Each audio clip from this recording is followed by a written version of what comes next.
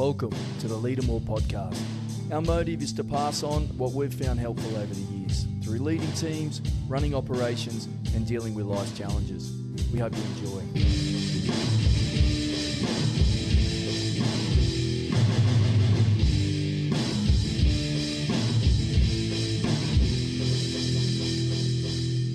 So 2019, I just started a new job, but it was part-time. So I had Tuesdays off.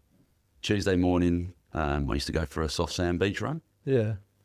I had to do the soft sand because my knees are useless. And their logic was, it'll sort my knees out and do a bit of fitness as well.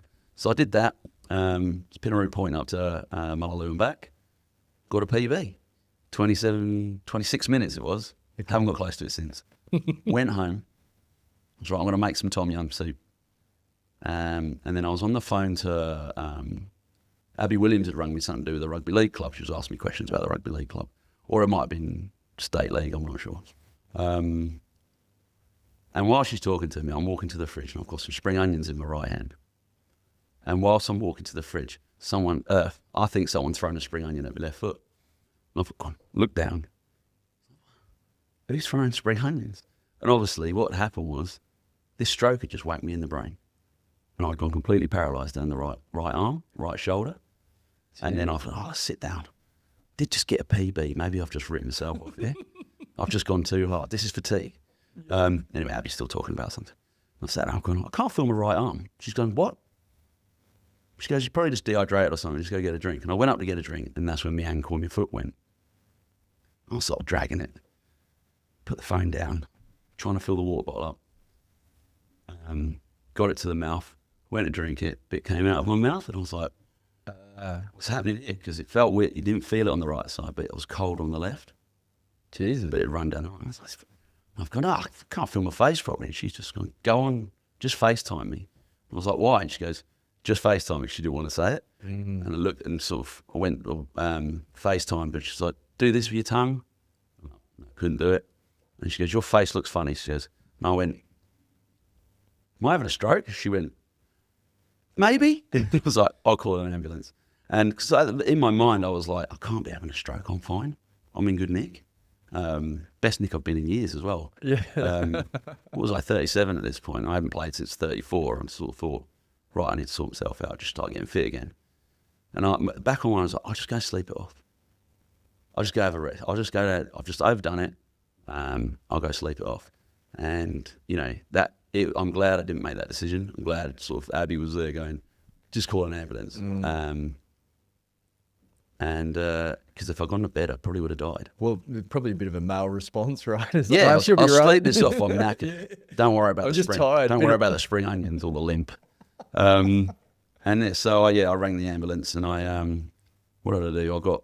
I had a banana because I was like trying to get some energy, and the person on the phone was like, I can't understand what you're saying. Have you lost your mouth? I was like, no, I'm eating a banana. They were like, stop eating a banana, you'll choke.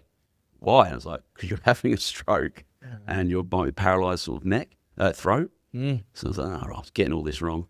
Then I had to crawl to open the door because the door was locked. And then I just had to sit there and wait for the ambulance. So, they got me to Joondalup Hospital. Quickest I've ever been seen, thankfully. And they said, we think you're having a stroke. And I was like, about 4 months previous, my brother thought he'd had a stroke. But he hadn't had a stroke. He had something called a migraine aura. So it's a migraine that doesn't give you a headache, but it gives you the symptoms of a stroke. Okay. So I was like, my brother made a right stink off about this. He's like, I've had a stroke. And I remember getting all upset at work. And he didn't. He had a migraine. And I was like, I was just really dismissive of the whole thing. Yeah. And went for a brain scan thing at the hospital, and when they put that dye through, they said, it's going to feel like you've wet yourself. So there was all that. And that was like pretty horrific, but still sort of just like, I've not had a stroke. There's no way I've had a stroke. I'm fine. And sort of my foot came back a little bit. So I was like, I'm on the mend here. It's good. Don't know, they gave me some like blood thinners or something to try and make sure the clot's not there. Still in the head, because they can pass through or they can sort of stay there a bit longer, which is what's causing the damage. And I remember that as they were dragging me back out of the machine, my arm, which they sort of tied in, but I couldn't feel it, got caught, and it went up as I was getting drawn out on my arm and my head like that. I was like, my arm. I went, you're not wetting yourself, because that's what everyone usually shouts about. And I was like, no, my arm's stuck. And they were like, oh, and they had to push me in and out and try and pull my arm straight. And I was like, maybe I'm having a stroke because I can't get out of this MRI thing. And then they give you the option. They talk to you about, this was the realisation point. So Linda was sat alongside me at this point. And he said, look, there's options. You can go and get this, it's called a thrombolytic blast. It's a treatment that you have to get within 4 hours where they give it to you and you basically turns your blood to absolute water. So there's risk. But that will just dissipate the thing and you can heal instantly. Basically, you come out of the stroke.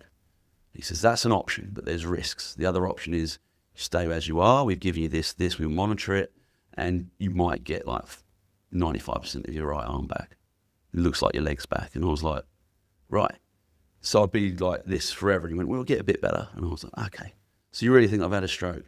And then he's like, oh, what's the other option? Like, what's the risks? And it was like horrendous. Because, oh, look, they do a test first, like a test, like put a little bit of it in you. And some people can have a really bad reaction. And one was like go blind. Okay. But I guess just when you turn your blood to water, the body's going through a lot there. So lots of things can happen. And then there was a few other like brain complications and disability complications. The way he sold it, I was like, I want to risk that. And like Linda's like, yeah, that's too risky. And he goes, okay, well, we can do this. And at that point, I just started crying. That's when I was like, I've had a stroke. Yeah. I'm 37 and I've had a stroke. And I just started crying. I think a few nurses did too, because it was like, why is this young bloke coming in? Because most of the stroke people come in and they've all got really bad cholesterol and stuff like that. They look like they're about to have a stroke, or they've had several. Whereas I was the indecent Nick and young, relatively young. 37 is still young in my mind. And then the head honcho at Charlie's, he rang and he says, is that guy on his way down yet? And they were like, no, that we've put it to the options, he's considering. He goes, no, do not give him the option. He needed to be here an hour ago. Get him here now. That is ridiculous that you even asked him to consider the risk. It's like, we just do it. We just get this thrombolytic blast into him. And I went down there, did that. I remember this. I was a bit anxious. My fingers and toes were like killing me. I was like, are they going to explode? And they went, nah, that's fine. That hurt. It's not a problem. And then they gave me the rest. I was there for about, you monitored, like, you're not allowed to get out of bed. You're not allowed to, I wasn't even allowed to sit up for like the first 12 hours. Because I guess like any sort of injury, like if you slip and cut yourself, it's hard for them to deal with it because of what they put in you. Just bleed out. Yeah, you just bleed out like really quick. I stayed there for about a day, maybe a day and a half. And then I was back on the stroke ward for 2.5 weeks with all the old strokers, I used to call them. The dementia ward's the same ward. So that wasn't great. Some dementia patients, like they're violent, they're scared, they're screaming, that sort of thing. So, yeah, that was a party. Mate, I feel terrible. I forgot all about that. That's all right. That's okay. Well, look, I like to think I played it cool and I'm like a very positive survivor. I don't remember hearing about all that stuff. I didn't go through what it was. I mean, the whole thing, I ended up having quite a few problems from it, but it was the recovery process and the procedures I needed to stop it happening again. So the reason it happened was because I had a hole in my heart between the top two chambers. And a lot of people are born with that, and it can fix itself. And if it doesn't, they monitor it and fix it. But usually you have a heart murmur, or at least a very irregular heartbeat. Something to show it up, yeah, nothing. So you didn't really have one. Like the cardiologist said, oh, you've got a slight irregularity, but it was really small. And it didn't sort of make sense with the size of the hole, which is actually ginormous. So they just fill it. They fill it in and then they treat you with other stroke stuff. But in theory, I shouldn't have any problems with it because the blood clot I had that went into my brain is actually, we might have had a couple while we're sitting here. It goes up into the right chambers, I think, and then goes towards your lung and dissipates. That's how your body deals with it. So they're fairly normal, but this one just went up, snuck across the left chamber, which goes bosh to your brain, left side brain, right side paralysis. So yeah, it could have been worse. But to have they said, right, your cholesterol's ridiculously low, right, but we're still going to put you on statin, which I'm no longer on because I was like, I'm not taking something if I don't need it. It's what they do after stroke. And I don't take the aspirin. You're supposed to be on the 100 milligram aspirin for the rest of your life as well. I've stopped taking that. I don't need it. Kept bruising like a peach. It was embarrassing. But you've still got the hole there, right? No, so No, we have to have okay. something called a PFO closure. Can't remember what PFO stands for. It's like a metal mesh. So they go, it's like an okay. umbrella. And then Go in, then pull it out, and then release. And they go through your leg. So as a surgery, it's not that bad. But cardiologist said to me, and there was lots of different things to check to find the hole. Like they had like an ultrasound on you while they pump this stuff into you. It's all really uncomfortable. It's just a very unpleasant experience all around, just to see if they could see the air bubbles going through. And then living in the stroke ward that long as well was unpleasant. The needle, you get a needle, like you're a pin cushion for the blood thinners as well. I said, stick it in your thigh, you'll be all right. Stick it in your stomach, you'll be all right. Now, there's another story I'm going to tell you before I go into Australia. But I don't usually mind the needles and stuff because I've used to do some medical trials. That's a different story. And I was like, no, I'll be all right. But I came and I was an absolute fanny after about 2 days of it. I was like, I can't handle it. Everything hurt, like little prick, killing me. Yeah. Cannula, killing me. It wasn't. I was just a right wuss. Yeah. So all these procedures started getting me down. And this is where it went downhill a little bit. The cardiologist said, you've got all your wisdom teeth, haven't you? Yeah, he goes, you're going to have to get them out. And why? And he goes, I'm not doing a PFO closure with someone who's got all their wisdom teeth. It's too risky. If they do the procedure and you get like a wisdom tooth infection, and the bottom two were impacted as well, so it was a bit of a nightmare. He goes, the chances of getting an infection there are really high when you've got wisdom teeth, someone in their 30s or 40s. If you get that while you're recovering from this PFO closure, you're at risk of like death. It's like, okay, I'll get the wisdom teeth out then. I said, I've been putting this off for years anyway, because motivation to get rid of wisdom teeth is like they get holes in them, they're a pain in the arse to brush, and you get bad breath half the time because you get beef jerky stuck in it. So I was like, right, now this is a positive, I'll get rid of it. Right, 2.5 weeks post-stroke, can I find a dentist to take impacted wisdom teeth out? Yeah, but you'll have to go under and do this. Okay, we need an anaesthetist who's willing to put me under. Yeah. Can't find one. Not this close to having a thrombolytic blast. Just little wouldn't setbacks after Won't do setbacks. it. Yeah. So we went on for weeks and weeks. Found this lovely dentist in West Perth somewhere. She went, I'll do it. I'll just have to give you lots of painkillers. It'll be like 7 needles. I think it ended up being about 12. So I could like, can you feel that? I was like, yeah. I think it's because of all the stuff I've been on. Like, it was like they just weren't working. High tolerance. It's like an opioid. It's like I'm not a heroin addict, but I could still feel everything. And yeah, that was just rubbish. It was real painful.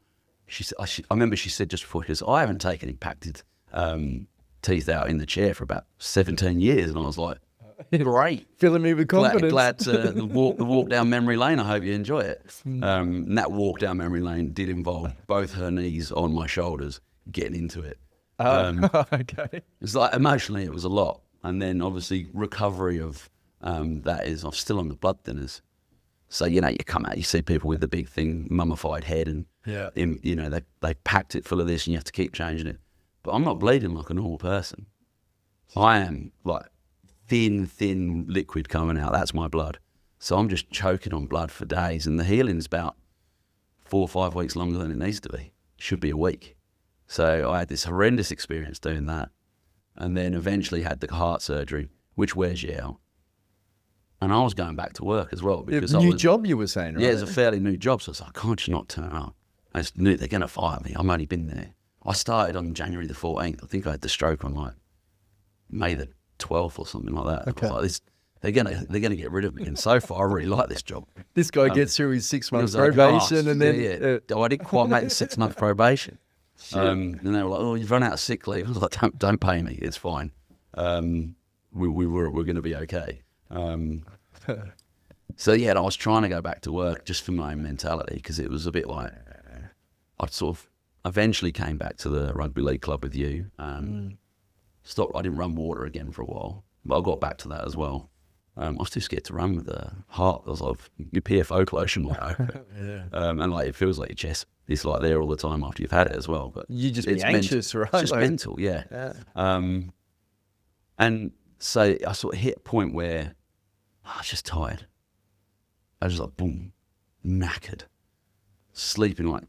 I remember Linda used to say it sometimes. She goes, "Oh, it really annoys me the way you just let your head hit the pillow, you just fall asleep." And I was like, "Yeah, but I slept for 16 hours, woke up, and I was tired."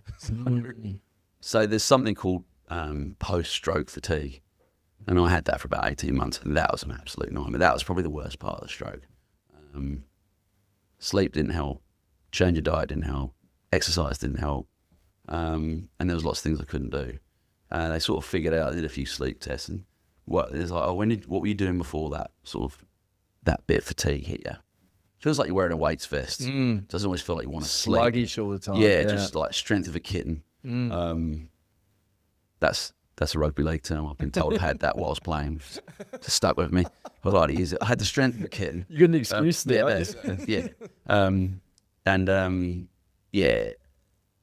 Post-stroke fatigue was horrendous.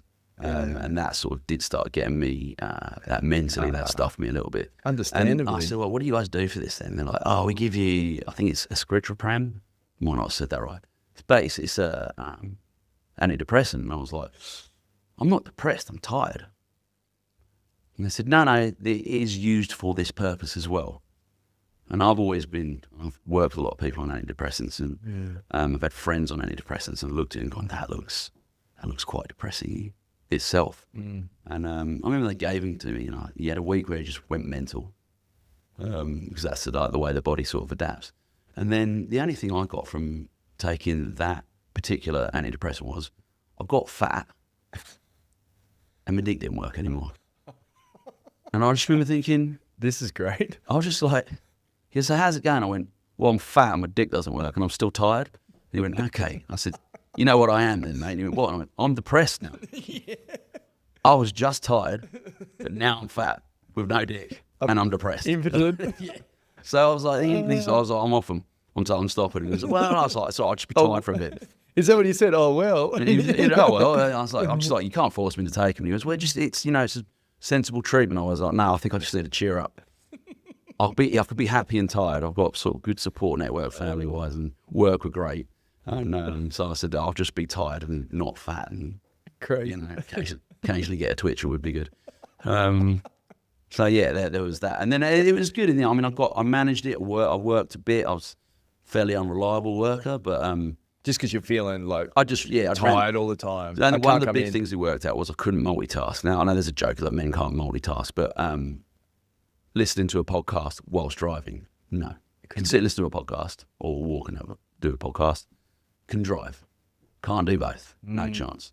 And one big thing with work is we make notes. If I'm counselling or I'm doing like a referral, like homelessness referral, you sort of listen to someone's story whilst filling out the referral form. And sometimes the stories are quite traumatic, so you're not bang question answer. You're trying to sort of summarise it a bit.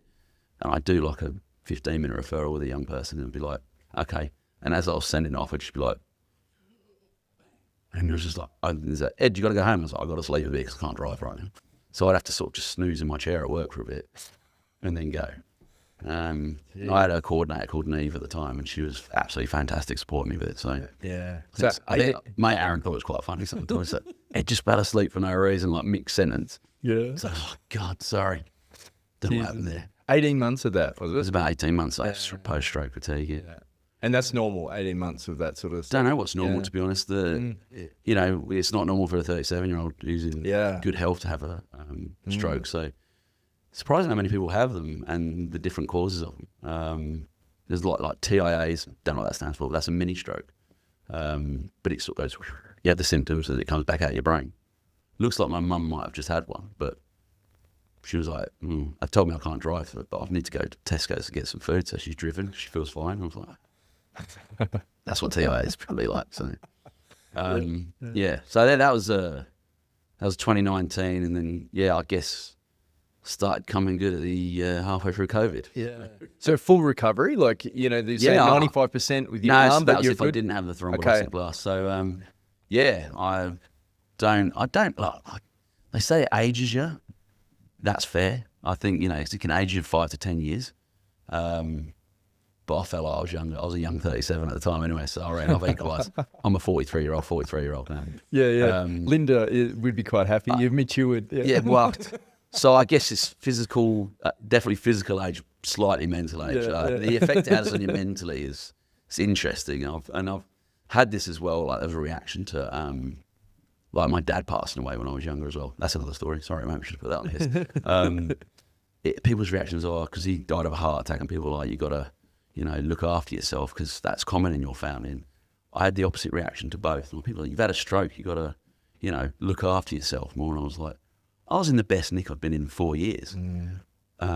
Partly because I had stopped playing rugby league and I hadn't had a major surgery for 3 years, which is generally my rugby league journey. Play a few games, major surgery.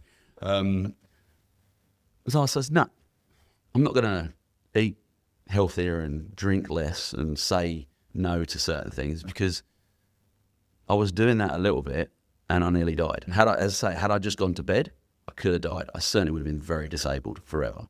So I had the opposite reaction to it. Yeah, and it's the same with my dad. I was like, oh, Dad had a heart attack when he was 36. I think he was 36, so he might have been 30. No, Mum was pregnant with me, so I probably caused it. So no, he would have been older than that. So I think I was trying to say, can I have a serious incident before Dad did?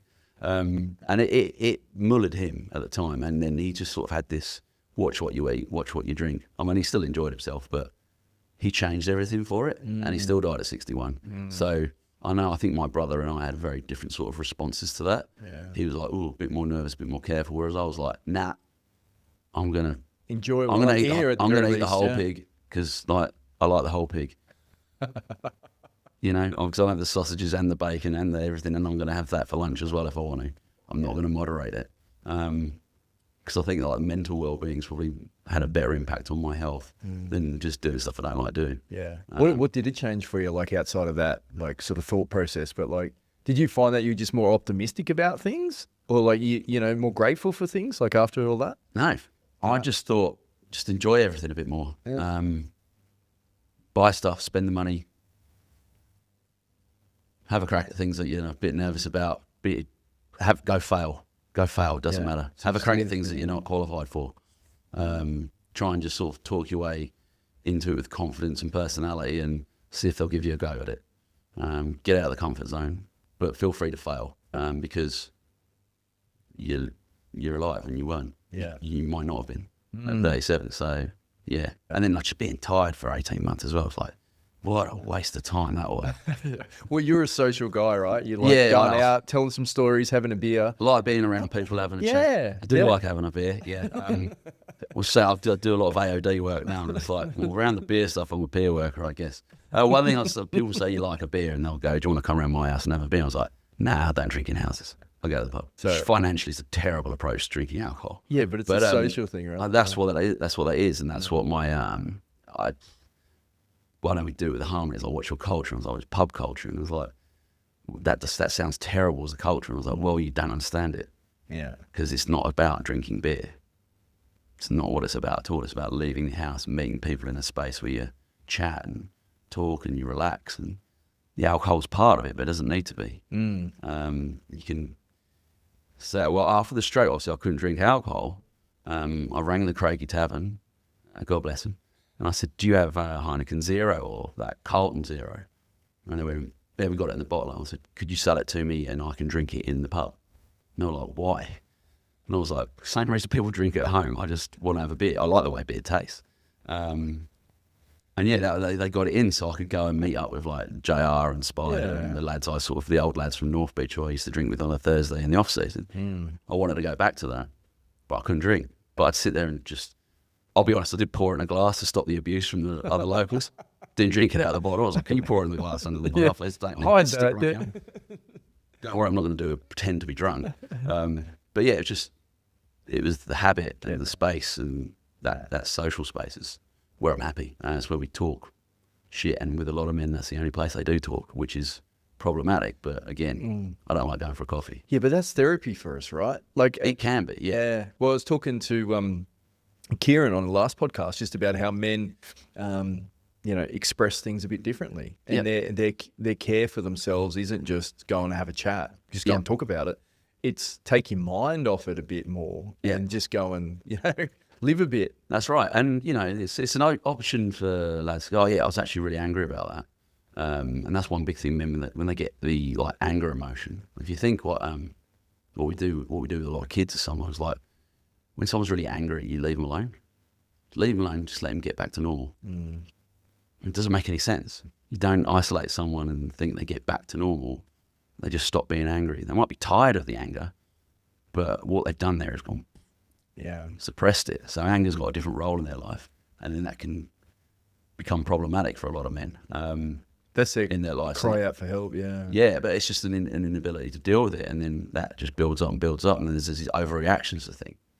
So going to the pub and talking about stuff with people who aren't going to judge you, or they might judge you, but you do it in a banter way where you just take the piss out of each other. Yeah. It's a comfort thing, and it's not something you have. It doesn't replicate what you have at home with your kids or your wife or family members a lot of the time. So there's a massive role in that. And that for me was, I did notice I missed that sort of being tired all the time. People, I'll come round and see you. And it's like, I don't like people coming around my house. We are not good hosts. My couch is like not. If they have 3 people, there's a massive couch, but it's like where it lays that way in your face that way. More people coming, I was like, there's room on this couch, but how awkward is this? It's like, get out of my house. I was like, it's not built for people. So I'll meet, so I didn't see a lot of people and, texting people, talking on the phones. It's not the same. It's rank. I hate this thing. I wish I could live without it, but that'd be too hard. So yeah, just getting back there and having me Carlton Zeros, bland beer. But it was just sitting with it was like such a relief, and I still get tired and stuff. But so 18 months of that, and then you roll into COVID. Did you say? Yeah, well, COVID was already in. So okay, yeah. So again, it's probably just prolonged that. It was bit, yeah. So I was lucky. January 2020. This is one of the other beauties of the stroke. Then it was like, he's going to be too tired if we fly to the UK to see family, because I couldn't fly for a while, and I hadn't seen family. And I was at a stage where I was going home virtually every year to see family. Which not a lot of poms do, and luckily we could afford it. But she said, well, this jet lag and stroke fatigue is going to be a complete waste of time. We're going to go there and you're just going to sleep, and then you're going to fly back home. So she was like, right, we've got to do it. I don't know how much money we have sometimes. She's sort of in charge. I don't even know what I earn. She was like, we're going business class. I was like, can we afford that? She said, we can afford it, we do it. So I slept all the way there, and it was great. So I got to experience business class for the first time. Anyway, we went home. That was January 2020, end of January 2020.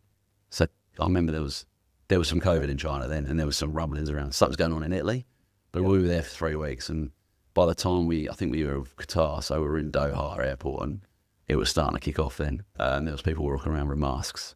And the only time I'd seen that was in Hong Kong, or the odd Asian person walking around Perth Underground. Why do you wear masks? But they've had more experience around these sort of illnesses, so there's like everyone's wearing masks. I was like, we might have to just get back to Australia. And I think had that holiday been 2 weeks longer, my life would have looked very different, because I'd have been living in the UK for about a year and a half.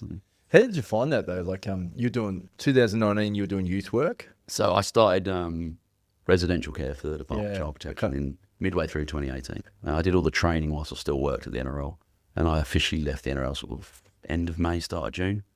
And I was at the DCP, and then, shift work. So Linda was like, oh, I know someone who runs this youth, they've got youth worker jobs. It's like a homelessness place. And her main push for me to apply for it was like, I quite like this job. She hated me doing shift work. Mm-hmm. So this is like it's an 8:30 till 4:30 job. So she said, just apply for, just send them your CV and see how you go. And then, it was looked less traumatic than the DCP work. So I just started there in 2019.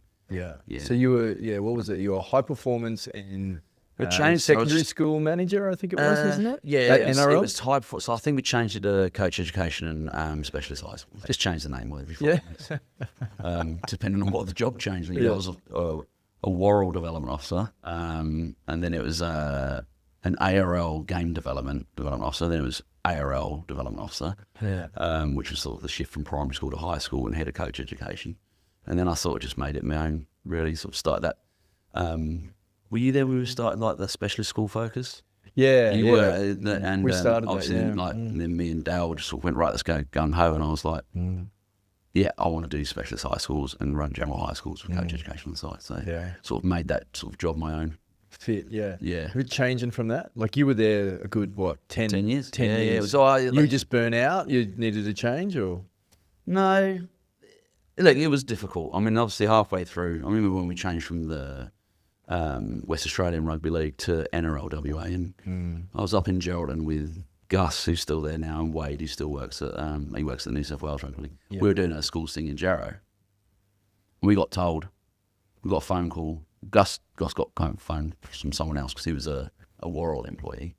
Then me and Wade got a call from the head honchos in Sydney, said you can't go back to the office because the board was like, there was a coup or something. I don't know. I didn't understand. I was like, okay, I do remember. I wasn't going in the office anyway because I'm in Geraldton right now teaching primary schools how to play league tag. So that sort of change was interesting. And at first I loved it, but then it came with sort of more of a, we were funded from Sydney, but we had some autonomy. So that changed a bit. So the role changed a lot. They did have KPIs, and one in sort of the middle of it, they asked me what I thought the KPIs should be, and then I had to stand there and justify why they were KPIs. It was a good process, and what I thought, and they were like, okay, well, here they are. They're your KPIs generally for you to hit.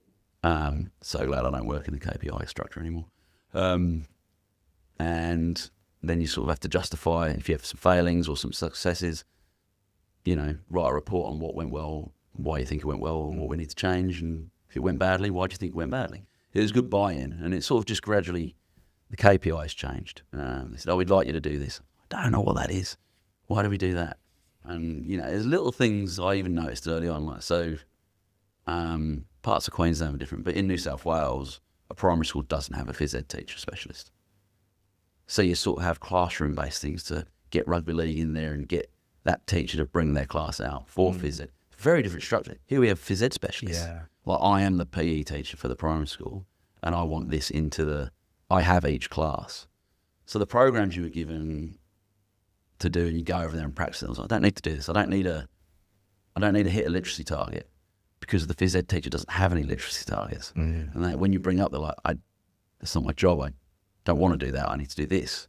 Yeah. So you're like, we want this in Western Australia. Oh, that's interesting. And then the things that come through, like, this is how you need to do it. I was like, it's not going to work. Yeah.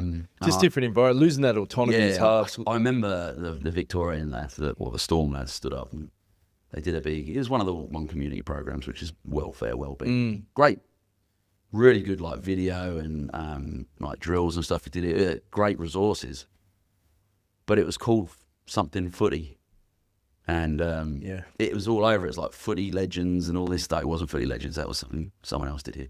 It was footy stuff. Movie, because in I think it was. That's the one. Yeah, classic rugby league. Really do have a great collection of rugby league movies out there, don't we? And I just sort of said, he said, we can't call it footy something because they'll be expecting something else, and it means something else. And like all the South Australians and the West Australians, I didn't. Okay, we'll definitely take that on board. Like that's important. Got to think footy this, and they're like, oh, do you like footy? And I was like, yeah, that's why I'm here. That's why I work in footy. And they're like, no, you work in rugby. And he was like, God, this is painful. Can we just West Australianise this a bit? And it's like, there was more. They wanted a uniform approach. Now, I guess if you're running an organisation in Sydney, rugby league, you want us to we need to dress the same, use the same language. There's so much logic in that uniformity, but it was just so problematic in Western Australia because it doesn't work here because language, and we're not going to change that. I mean, primary school development and some high school development are not going to change the fact that footy means Aussie rules in Western Australia, and I think it always will. And rugby can mean league or union, and that's just the way it is. You lose sight of what the goal is of doing the development work, and then you focus more on, we just want it all the same. Yeah. Cookie cutter approach across it all. And it's just like, it doesn't work. Like, I remember my first job was a development officer in primary schools, right? Yeah. So I was working doing that. Yeah. And development officer work was going out to clinics, primary schools, right? As you well know, teaching kids how to pass, catch, play the game, right? It was very physical rugby league experience. Skills based, out on the oval doing it. I go over and start playing footy in Sydney, get some part-time work doing development officer work. I'm ready to go out, do some skills clinics. We're sitting inside a assembly area with an NRL player next to me. Yeah. And we've got 200 kids, and that's our clinic. Yeah. We can get 200 kids in an hour contacts compared to doing the clinics over in WA. So you understand if they're looking for KPIs. It's it's still a fun experience for them, but how do I convert kids whose parents didn't play rugby league and they've never played rugby league and they're not to play rugby league? And that's what I want them to do. Yeah. And I always thought, and this was me, whereas rugby league's great. If you play it, it's just better than other sports. That was my thinking. I know that's not everyone's experience. That is 100% my experience. Yeah. And I was like, if I just get them to play, I've got this weird enthusiasm for rugby league, which I know you've witnessed, and a lot of other people find it quite amusing, like how much I love it. I love the real core basics of it. Running, passing, tackling, hard, getting tired, getting in people's faces, having a wrestle. That sort of, it was just brilliant. I felt great doing it. I felt great after doing it. And I just thought other sports just didn't do it very well. So I was like, right, my job is to get these kids playing rugby league. I don't care what they call it. Yeah. Do it and then fall in love with it. Fall in love with it. Positive and then experience, go, I'm going to quit playing these other sports. I'll play rugby league instead. Yeah. That's the ultimate win in my mind. I understand the the power of the classroom is definitely there, especially the welfare stuff. Like one community well-being, like the messages were brilliant. Like the Eat Well, Play Well, Stay Well program. That message is very much still lost on people. They do not eat well. So it was a great program. But yeah, the love for it came from play rugby league. Yeah. Like, and then you fall in love with it. If you don't like it, then... Yeah, you lose that autonomy and then lose the ability to be able to, I suppose, get the outcomes you need. Like just because it works over somewhere else doesn't mean the environment is going to dictate it's going to work over here. And it happens all the time. You see people come over from the east and think they know. Well, it'll be that's interesting great. to see what some of the Bears' approaches are. So, they've got ideals over there and they've got to try and work out what their role is going to be in the West Australian community. And they need to be adaptable, but they also we need good learnings from over there to be brought into our systems, but there needs to be an understanding of our system too. I do fear that won't happen. Certainly short term. I do fear we're going to be like the Melbourne Storm were, where they were the Sunshine Coast and set their team on the Central Coast. That's where their pathway were, and it was just a satellite team that played in Melbourne. They didn't have any sort of proper. They just did the state stuff the same way we did stuff. And in fact, when we were in SG Ball Whistle, I think they had mats for a bit. It's like, we've got the same pathway. Correct, yeah. And they were like, well, we've got the Storm at the end of it. I mean, you haven't got the Storm at the end of it. They have to move to Queensland or the Central Coast to play for the Sunshine Coast Falcons and wherever your feeder teams are. So they get to 18 and they have to move over east, or they're already over east, they have to move north. Our guys move east. We're the same. And they were like that for 10 years. And I'm just like, I really hope the Bears aren't that. Yeah, well, we'll see, I suppose. We'll see, won't we? Yeah, it's hard, but like just logistically, they'll have so much that they've got to do, right? And their priority, obviously, is the NRL side, and it's fantastic. And like everyone sort of says about Melbourne's pathway now, elite programs, it's like, okay, well, it's nothing. It's still developing. It's still like not where you think it would have been with such a great side. It's still getting that Victorian-based thing. Yeah. They're getting there, but it's, how many players have they produced? NRL players have they produced from Victoria. And it's great that they're doing it, don't get me wrong, but it's like, it's only just started. Why did it take so long? Just do it straight away. That's right. Yeah, we got it. And in the end, what are you doing? You're just having your kids play in already established competitions. Okay, well, they'll go and play SG Ball, or they'll go play Jersey Flag. And we'll just have all the sides. Okay, well, that's great. It's a fortune. But Okay. Yeah, we can see why you've done that. Like, it's nothing groundbreaking. It makes sense, But I hope they do it. I hope they do it quicker here. I know they've delayed the under 20. Was it NRL under 21s? That was supposed to be coming in probably next year, but I think they delayed it. I don't know when they delayed it or why they've delayed it. I hope they did say delay though. It's not one. But the thing with that was that would be based here, and that's huge. They've got to have stuff underneath it then. You don't want to be just flying people from the East Coast to play for them. They need to really invest here. But now that's on ice, I don't know what they're doing. I know they're doing an academy. I have no idea what it looks like. I know they've advertised a job where they'll be running. Someone will be running that. Did you read the job description on that? Yeah, a little bit. I was reading it. I remember I went to the toilet at work, and boss would be watching this. I went to the toilet. I'll read something while I was like, I'll read this job advert from the Perth Bears. And I think they thought I'd fallen in the toilet. So this is the longest job description I've ever read. And I was like, this is 3 jobs. But that's where they're at, 'cause they're starting from scratch. They need like one person in to start doing that. And they'll naturally spread, I'm sure. And I'm sure they'll be a great organisation. They've got some pretty good people up top. Well, it's but I was like, a hell of a job. I was like, I don't know what that's paying, but I know 3 people. I know that's 3 people's different skills there. Well, it's like any business, right? Starting, like I've got heaps of experience with sort of starting up warehouses, right? Yeah.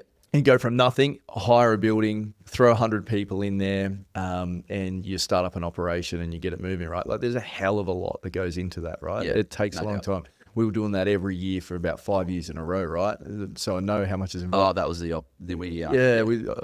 Officeworks, and it's just like was about to say Staples, but that's like an English office. Yeah, works, isn't it? So, Well, yeah, it's exactly you the do work same. at Staples. It's all it is.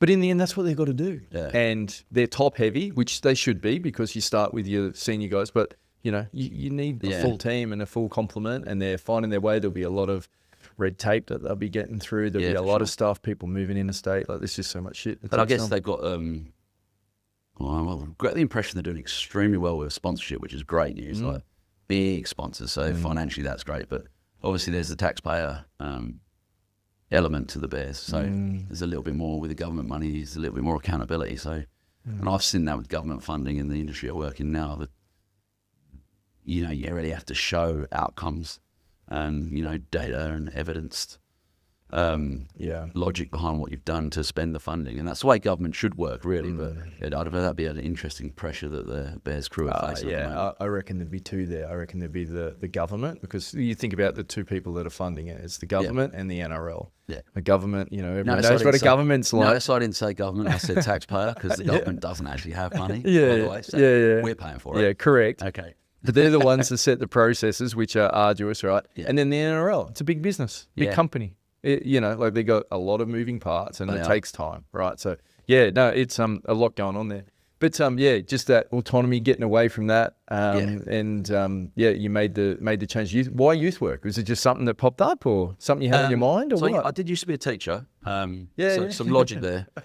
You were all over the shop like this conversation. Yeah, right? I am. That's what I say. If we could try to go chronologically, you won't be able to edit it. It won't make sense. That's fine. So work. Most of the work was school work at schools, based with the NRL. So I was sort of teacher to that. So working with young people. People say to me, you just love working with young people. I was like, no, I don't like young people, they're annoying. I was like, connect with them. Maybe it's an immaturity thing. I find them easy to connect with. And they do keep you young. They age you quick, and they keep you young at the same time. Yeah, I agree with that. No, it was interesting. There's a bloke I used to, at the NRL, we did there's a bit of well-being stuff, and I was like, quite enjoying this, actually. So some lads through some of the specialist high school programs, and I did used to target schools in, I wouldn't say working class areas, but rougher schools. But they were like Darling Range, Thornley. I wasn't going to name them. Yeah. Oh, but they are. No, that's right. Thornley, Clarkson, places like that.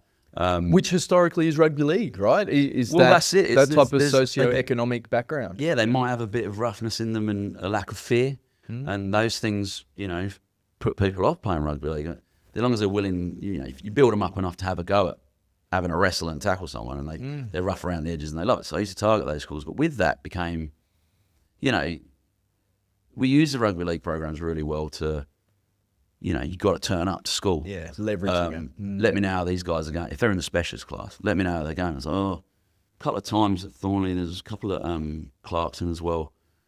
Oh, he's having a few problems. I was like, what's the problem? And they're like, something at home. And I was like, let's find out. He didn't want to tell you because you're like, the lady who helped me run a lot of the stuff at Clarkson used to teach home ec, but she was a rugby person, so it worked better. Yeah, good. And I was like, he's not going to tell you because you're the home ec teacher. But he might tell me because he has a good time every time he sees me. I'm not a teacher, I'm the guy who comes in to do rugby league, so it might be the highlight of their week. And I remember there was one guy, he was living in a tree. His parents had kicked him out. He tried to stay with some friends, and he didn't turn up to school for 2 days because he was living in a tree. And I was like, mate, what's going on? And I've he was at a club as well. And I went, right, I'm going to go through the rugby league club. Spoke to the junior pres. Good relationship with all these people because they're still generally fairly well liked through the clubs. And I said, this is happening. And I was like, now I know I was breaching confidentiality, but whatever. And the club sort of helped him out and got him somewhere to stay and then try to do a bit of resolution with the parents and the family. He ended up living with some aunties who were a bit further away, but they were giving him a lift to school. And I remember that journey. And there was a similar one in Clarkson where there was clearly some violence at home. And I was like, we need to get him here. And spoke to a school chaplain from another school because they didn't have a chaplain. So they had a chaplain at Atwell. And when they were playing each other, I was like, can you bring your chaplain? Can you talk to this guy? And I was, I wasn't refereeing the game because I was injured, Granny. I was shock horror. I think I may have had a knee injury. So I just was sticky baking, basically. I was like, this is right. And I said, yeah, that's fine. And I was just fascinated by it. He just listened to him and he gave him some options. And then he linked in with the school. And this kid sort of he got the help he needed, and the family got some of the support it needed. And this was probably 2 years before I left the NRL, and I was like, that was wicked. That was like pretty rewarding. This is rugby league. Like, this is rugby league based, so I'm happy because it's my identity, and I've used it positively. But it was just the connection was already there through rugby league, and then seeing the teachers, the club, because that's community work. Seeing a chaplain work. I'm not a chaplain, but arguably a lot of stuff we do is similar. There's a lot of crossover with the skills. Yeah. Just seeing it work, I was like, that's brilliant. So I remember, when was it? 27, did we host the 2017 World Cup? Bloke called Steve, he used to run Noongar Sports. And I did a lot of stuff with Noongar. Me and Dale used to do a lot of stuff with Noongar Sports. I did a wheat belt tour, one holiday, just take it out to Indigenous communities. And it was like, right, this is a rugby league thing. They're like, rugby, yes, have a go. And I was like, what's the go here? We just got on for 4 hours and the sausage sizzle at the end. Just want to have fun and just engage in something positive. And it was great. We were like coaching up, Katanning, 2 other places that I can't remember the name of. Did all that, got to know them really well. And he always volunteers. This guy, he works at the Department of Child Protection. And he goes, oh, mate, how you going? I'm not seeing much. I said, yeah, I'm not loving it. I'm a bit bored. I'm gone back and doing a bit more primary school stuff. And I had a little initiative I created, and everyone said, that is absolutely brilliant. That's worked brilliantly. But it's a little bit like this thing we're doing in Sydney around Clubland. So well done, love it, but stop that. And I'll just be like, nah, I'm not just going to, I'm allowed to be smart and a rugby league development officer. They're like, you're allowed to have that combo. It might be rare. Well, you're doing it for the right reasons as well. well. But when you say you sound successful, but don't do it for corporate reasons, essentially, it's like, oh, I think I'm out. I think it's not worth it anymore. I said, I don't know what to do. And he went, come work for us. And I was like, where are you DCP now? And he went, yeah. Well, it's not called, it's called Department of Communities. DCP for them. I was like, ooh. And he goes, mate, we need males who aren't just here for a visa. And they looked at me like, yeah, no, I've got a visa. I was like, yeah, because a lot of the people there are employed, because it's work people don't want to do. Yeah, I get it. So there's a lot of Irish people, there's a lot of African people working in it. Not a lot of males. Most of the males are all African. There's just not many males, which is a problem. There's a lot of theories around that as well. My sector is very female dominated. And I said, oh, okay, so he goes, I've seen you with, with a hangover and coging up next to farm. I've got like 64, just me and one other lad trying to work with 64 young Aboriginal people who are just bummed that you're there. Yeah. And they all run around like lunatics, and there's girls and there's 8-year-olds and there's 17-year-olds, and it's like, well, you can't tackle him. They just send me under pressure and people fall out and deal with it and just stay calm. Yes, you're perfect, do it. And I was like, send me the details. And then it was good, so I was able to do the training. Went through the job interview. That was weird, because I didn't do any research beforehand. My personality got me through. It was weird. I remember part of the thing, they had basically a young person was self-harming, and they'd locked himself in a cupboard. And this girl who was interviewing me, she pretended to be this young person in the cupboard and started going, oh yeah, no, I'm doing it. And I just had to not talk them out of everything or overanalyze them. I just had to try and connect with them and be kind and say certain things. I think I said, oh, do you want to come out and have a cup of tea? I sat outside here, like there's no tea anywhere. It was a role play. It was a role play. So, but it's hard to manage. Did that, and then the other guy who was in, he goes, oh, that was so calming. And I was like, I don't know what I'm doing here. I was just trying to be nice. And that sort of got me over the line. Then I did the training, and you learn all the stuff about what they do about trauma and therapeutic crisis intervention, which went on to be is a big part of my life now. And I got the job and did the training and sort of fell in love with it. And I was like, did a dummy shift, and I was like, this is hectic, but it's different. Pays very well. And that gave me the confidence. I really tested the water. I was like, right, I'm going to leave the NRL. And it was a huge move for me.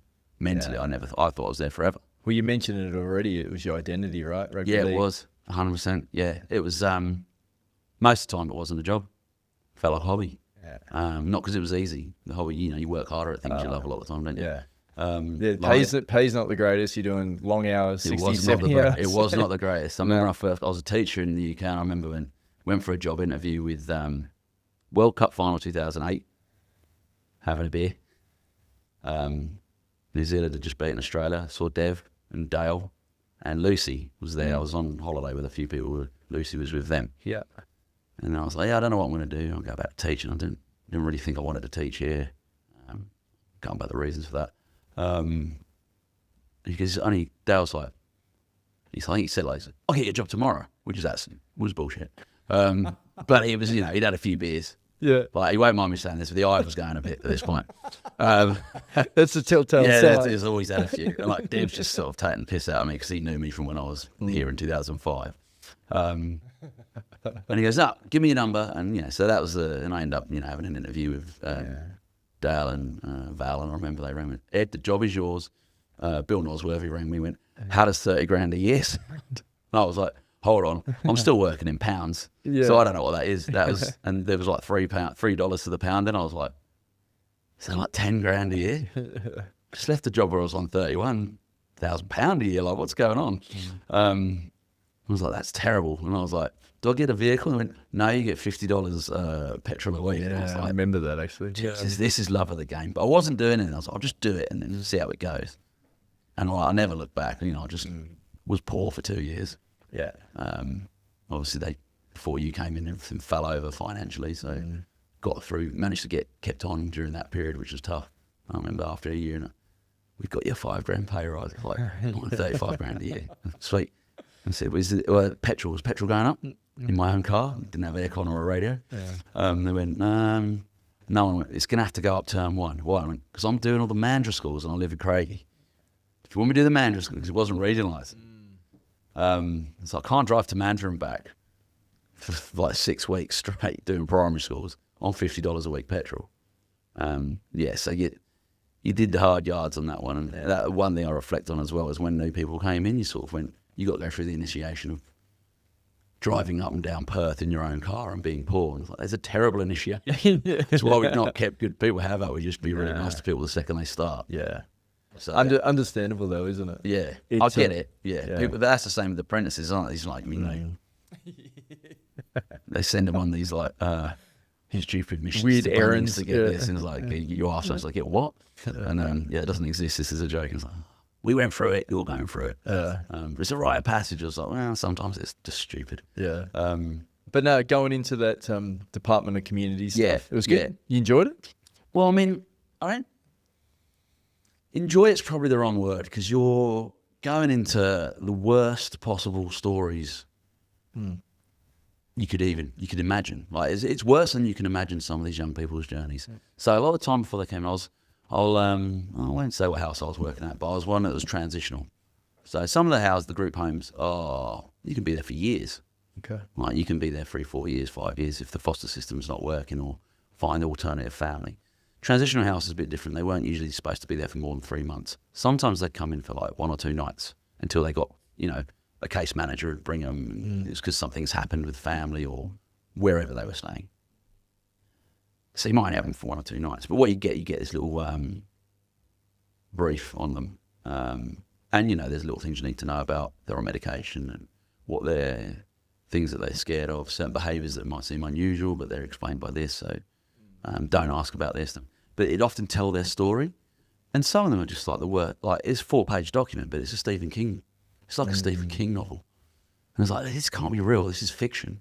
And they come in and you meet them and, you're like, all right, hi, welcome. Like, try and be nice. It's like, you're right, welcome to this house where there's 3 other young people who probably going to test you. And here's your bedroom and I'm a complete stranger with another complete stranger. And it's like 1 a.m. and I've got to ask you a couple of questions. Hot chocolate, ham and cheese toasty, go to bed, try and sleep. You don't have a lot of tools with you there. You're there to be therapeutic. How old are these kids? The place I worked at, they were generally a little bit older, but probably the young. I did have an 8-year-old in there. Jesus. But a lot of the time, it was like 12, 13, 14. You're not really having anyone 17. They're out of that sort of system then, in theory. Sometimes just kicked out of it. Other times they're in a leaving care program. It's horrendous.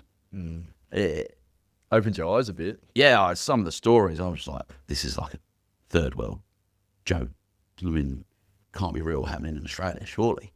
And this sort of goes back to my politics, like my perception of human nature probably wasn't mine. Everyone's good, really.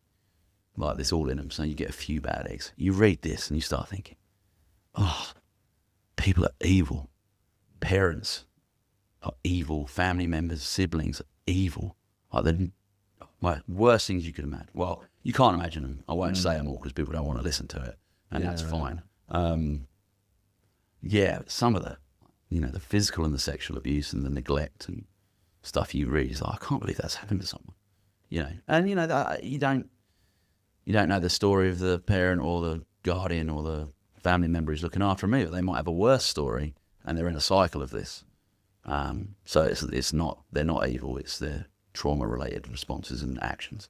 But yeah, it was eye-opening. But one thing I will say, my worst days at work were at the Department of Child Protection. Well, the worst days I've ever had are there, but my best days are there as well. There's one guy never had a birthday present before, 16th birthday.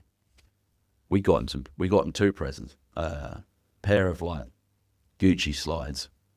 I still took the piss out. It's all right. We had a relationship. I thought they looked stupid, mate. And I got him this camo jacket thing that he wanted. I said, right, what do you want to do now? I was like, I've got one. He goes, I don't know what to do. And I said, well, you like the go-karts? We went there. So we went and had took the other two young people in the house, two 13-year-olds, had a Hungry Jack's party. This is me as well. I'm like, this is brilliant. I was like, I think this is going to be my 40th. Then we went go-karting, and they said, oh, the budget's this. I spunked the budget. I was like, hey, it's government money, it's fine. Yeah. And we just go-karted all day, then came back.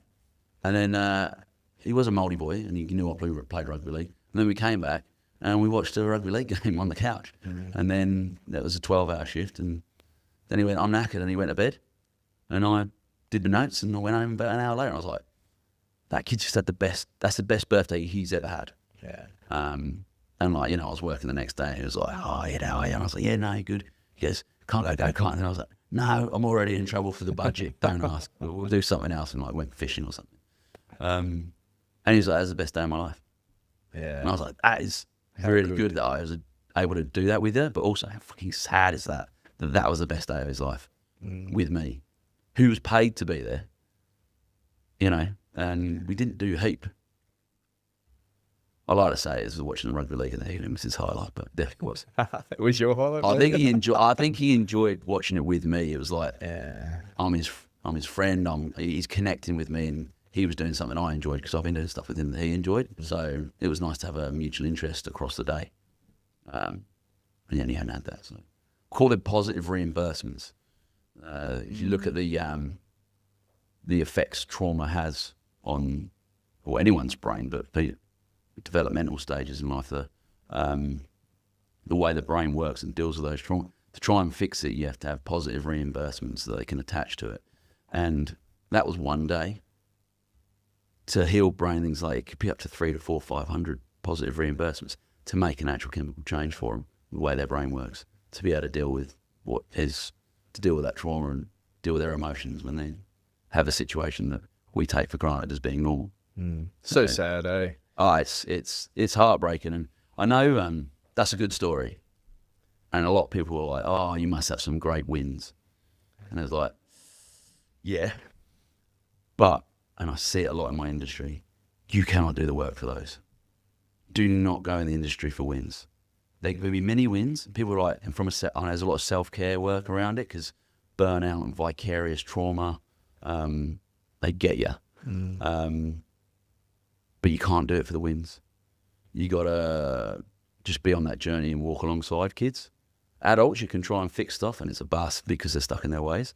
So that's where the youth work with young people is. You walk alongside them, you have to watch them make mistakes, because we all have to do that. That's how we learn. But you got to work alongside them, and their journey might not, when they get to 25, and that's what's classed as youth. 12 to 25 is youth. Oh, okay. Yep. We work with them until we're 26 at my place, because we're cool. But you have to walk alongside them, and the point at which they might reach rock bottom, and then you can implement change. It might not happen while you're working with them, and you might see some successes, then you see them sabotage it, and it's like, and then you just see them have new traumas, and new sad things happen to them, and they just get something good and they fuck it up. And it's like, what are you doing? It's like, they can't cope with this good stuff. They can't cope with it, so they're going to destroy it. Just change, right? Yeah, and that's trauma. They're like pain-based responses to things, and that's just the way they've grown up and the way they've healed or found safety. And safety is a word we use a lot, about a safe space and safe place, and safety is perception, it's not a reality. Yeah. We can say, right, you are actually safe. It's like me telling them safe does not mean they're safe. Yeah. They could be next to someone who's using drugs and there's some violence over there.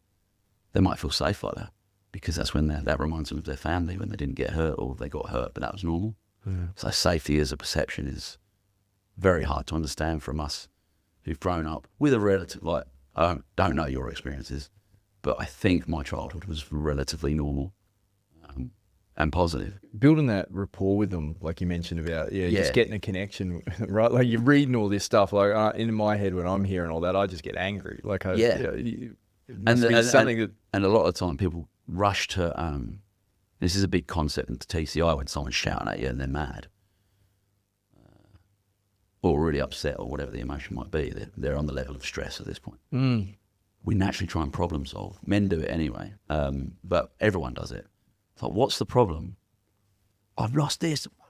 They've lost something. So they're smashing the shit out of the living room. Like, you can't find your phone, so I'm breaking the TV. You're like, boom. I'll help you find your phone. It's like, it's not about the phone. And when we say this, the good way of like, and this is maybe something that I'll say married people, anyone in a relationship, and this is gendered theory, but men listen to women, they're just upset about it. And it's like, and I have this with Linda a lot. Oh, this person's doing this. Well, what? And I'll try and analyse it. Yeah. Tell them this. Do this. They don't want you to solve the problem. They just want you to listen. And then that's their vent and they feel better. With a young person, you just have to listen and maybe help them be less stressed and co-regulate with them and use the skills that we have as, no one's not traumatised at all, but as people who've got control of their emotions who can stay in the logical part of their brain the majority of the time, try and help them get back there. And then there might be some learning after that. There might not be. It might be just bring back that perception of safety. So it's tricky. So that is rapport building. Rapport building is important because when there is a stressful situation, they need that trust and safety perception that you can do it. And if you haven't built rapport, it's rare they can do that. That's the foundational work you got to do in those times instead of just trying to fix it in the moment. And it was the best one as well was, so I've worked as a drug and alcohol counsellor. It's like a bit of a side gig I tried. Thoroughly enjoyed it. It's sort of where I think I want to end up. They say, right, you've got to create a therapeutic connection. A therapeutic alliance is what it becomes. So you talking about your drug problem, addiction issues, problematic drug use, you're generally trying to figure out where it's coming from, what role it plays in your life. You're not talking about the drug itself. So for you to trust me to do that, we need to build a therapeutic alliance. And people definitely over-science it and read how you do it. Do this, say these door-opening questions, these closed questions. No. Well, what do you do? I don't know, but I can do it. Yeah. So it's be yourself, be genuine, just be interested and chatty. I mean, I know some of the trainers, you're talking about yourself? And I was like, because they don't want to talk about themselves. Yeah. So I'm just chucking shit out there hoping they can attach to it. Try and get something that's in common that will be a conversation starter. I'm also good at pretending to be interested in stuff I'm not interested in. I don't know if that's a good trait. It's like, it was actually, I say be genuine, I probably lie a lot. Especially in youth work, so many of them love hip hop. Listen to my rap and I was like, even if this is really good, I fucking hate it. Yeah. I don't like hip hop. Yeah. I don't mind a bit of Cypress Hill. Like, I'd go and see Eminem, but I don't like hip hop.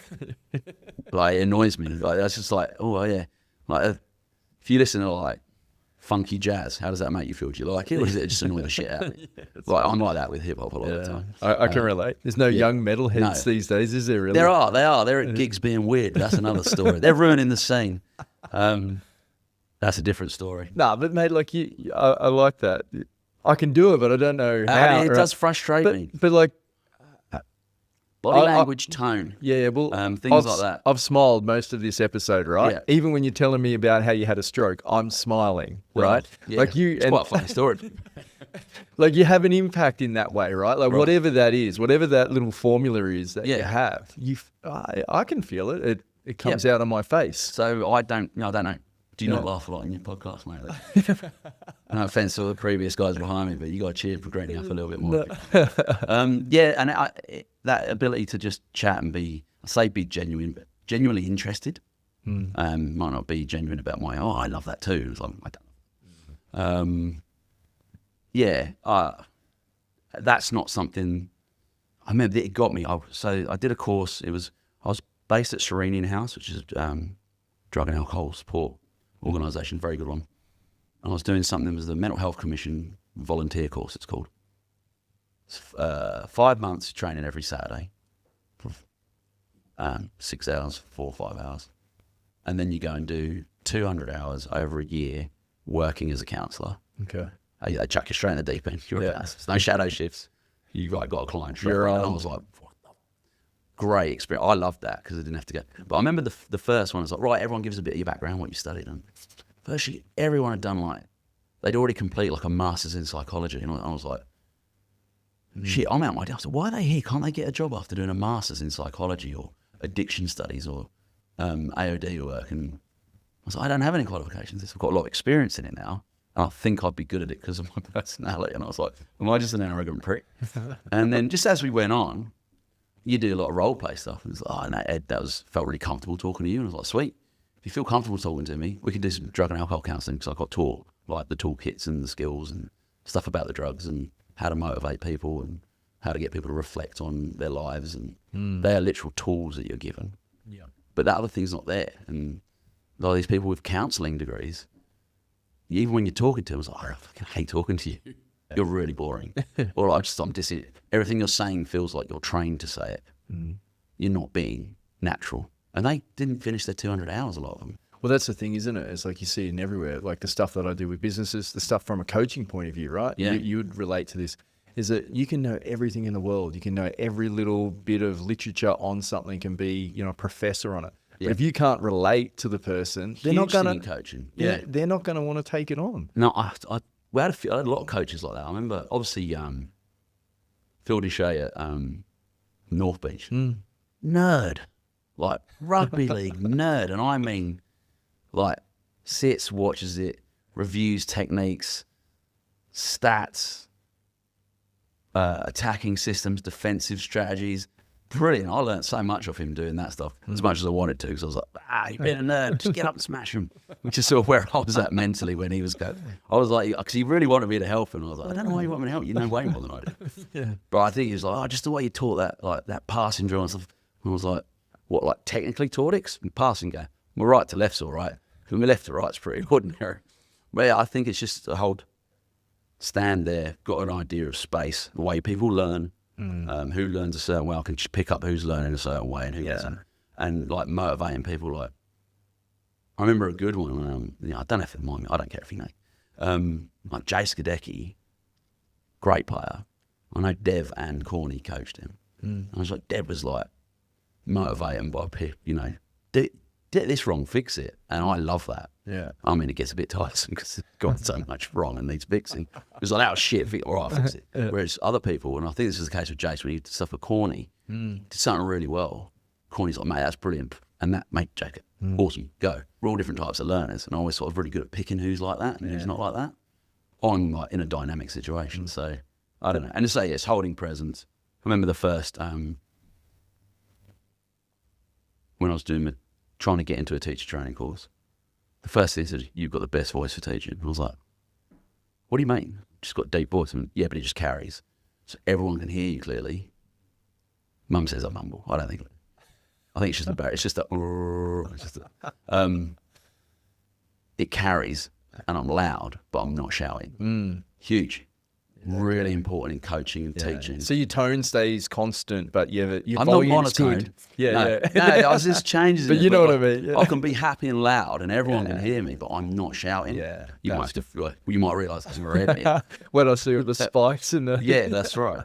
No, but it's good. And the other thing too is like you're thrown in the deep end when you're 30 primary school kids and you're got to try and teach them a sport that's foreign to them. Yeah. Like that's a badge of honor. That's an apprenticeship. It was a tough gig, wasn't it? Oh, hey, being able to do that, and you got back to back. So what was it? It's normally like 6 or 7 classes that you'd have, 45-minute or hours over a course of a day, 9 to 3. It'd get you. I remember one day I thought, this would have to be the toughest day's work physically and probably mentally I've ever done. And I'm thinking about the work I do now.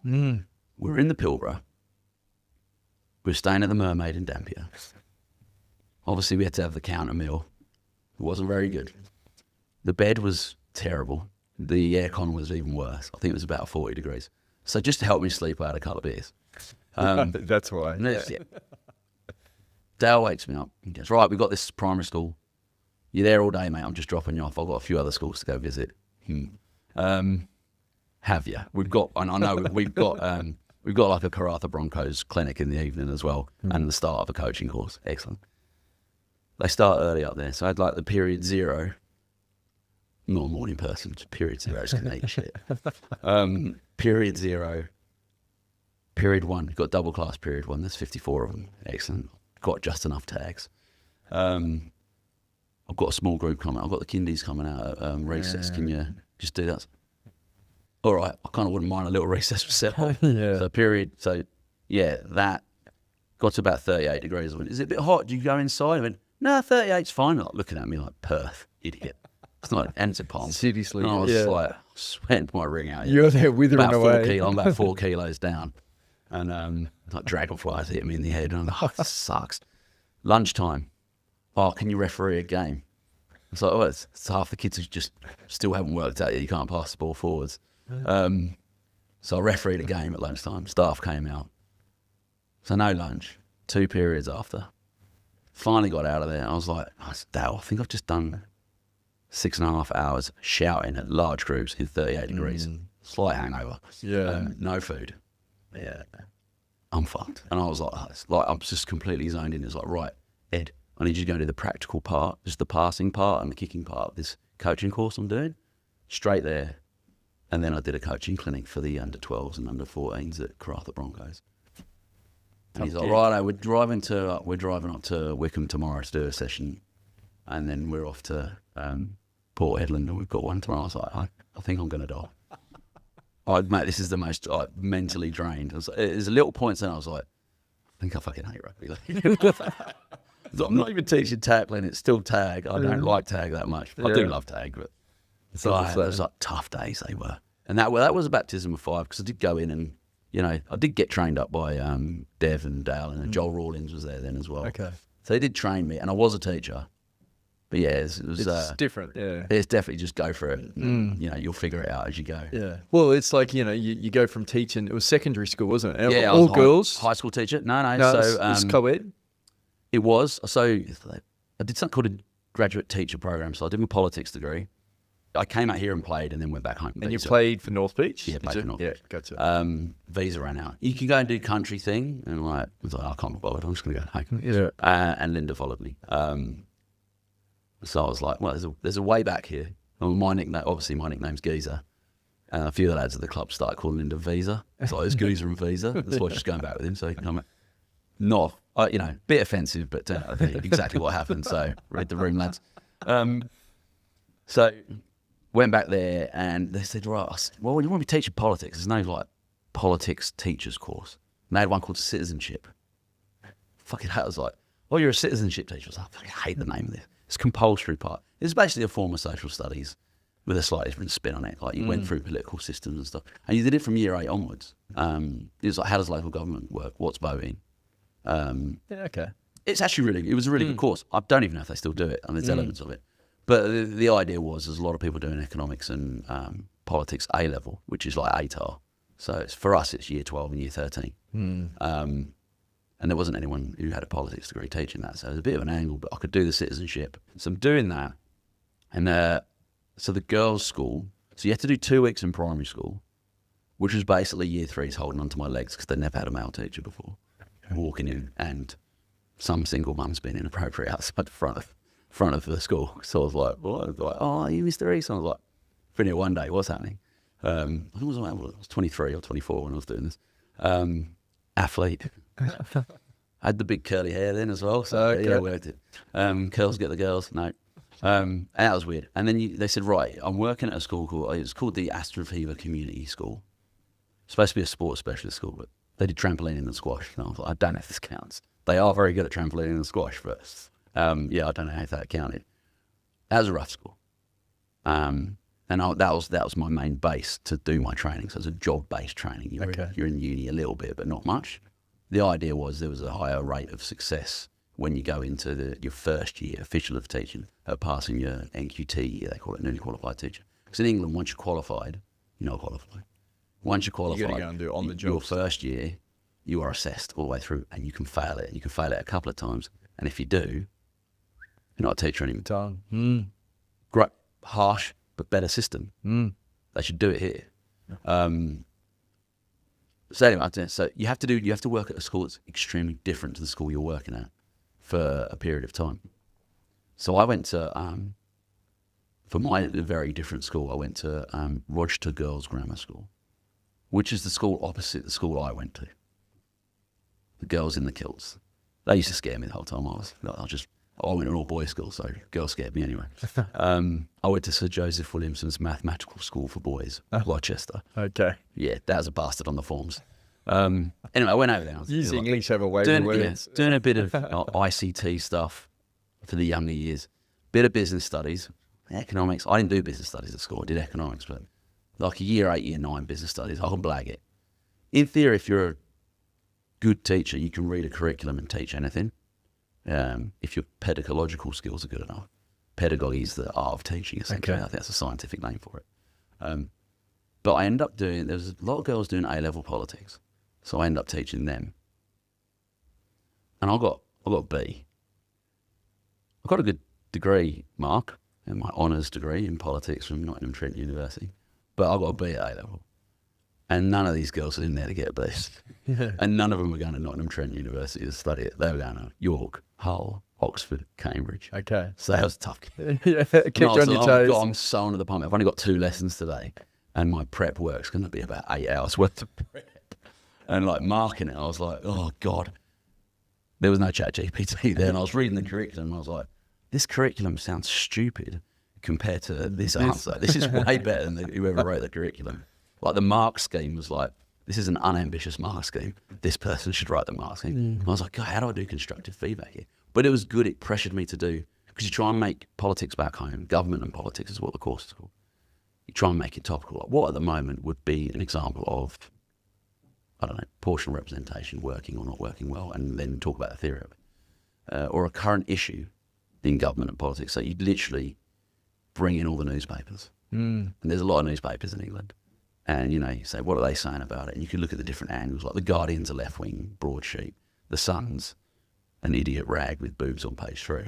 They're still covering the same topics. It's interesting how they cover it, what impact they're trying to. So I really enjoyed that. Intellectually, that was a tough gig, but I really enjoyed it. But I don't think I would have been able to cope with a full teaching load of people that smart. So yeah, that was interesting. Can't remember we got to this bit, but yeah, so I did teach girls. You said, yeah, you were teaching at a girls' school. I did teach at a girls' school, but it was just part of my course. So it was 3 weeks straight, and then I sort of kept going back because it was the deputy head who was teaching politics, and he didn't have a degree in politics. So they just thought, this is a really weird resource, and we can use him because he's still officially training. So it was good. Yeah. So I ended up teaching politics at that level. Was good. So yeah, so you're out of your comfort zone doing that, and I was out of my intellect zone. I loved the topic, but I was like, you guys, these 17-year-old girls are fucking geniuses. Feel inadequate being around it. And then you go to the complete opposite spectrum, like probably intellect zone you would hope would be lower than yours with the kids, right? Yeah, there's a different skill. I had a few phys ed classes and stuff when I was at the high school, the main high school I was at, so it wasn't completely different, but it was definitely not politics in the classroom of people going to Oxford and Cambridge. No. But you were selling something different, so that was easier as well. Getting the message. I didn't have to sort of explain, what's the difference between Nazism and fascism. I had to explain someone had to pass backwards, left. So it was a bit easier. With so residential care work, how long did you stay doing that? So I did it for about 8 months, and then when I got the job at the youth homelessness drop-in place I work at now, I was given a part-time contract. Still on it, lazy. That's where the longevity comes from. I went back to it and just stayed as a casual because most of the workers are casual. I was offered permanency quite quickly, which was nice. There's a pat on the back, but I sort of went to casual with that. I had a 3-month period off from all work. I had that corona investigation I had to do. I was in that one for the Thomas, and that was like a 4-year build up where I'd sort of pushed it down, and then it hit me when it was like, well, I've got to go to court and go to a corona investigation. And not as much as people say, it's fine, they're just trying to figure out the process and what happened and how it happened. It's like, doesn't matter how many times you tell me that. It's always going to be one of the most traumatic events in my life. Yeah. So and I remember had the sort of day went for a briefing on like what it would look like with the lawyer that I was with the NRL. And I was like, I just sort of said, you need to talk, like, take me through the day. Like, I'd done the reports at the time, but take me through what the day looked like and what decisions made where and why they were made. And I hadn't done that. Like, since it happened, I hadn't gone in that much depth with it. And I was like, I'm fucked here. And I started having a little bit of an anxiety attack when I left. But I was trying to get out of work. But I think I was down by the bell tower because that's where the lawyers were. So there's people just like playing frisbee and I'm there trying to have an anxiety attack in peace.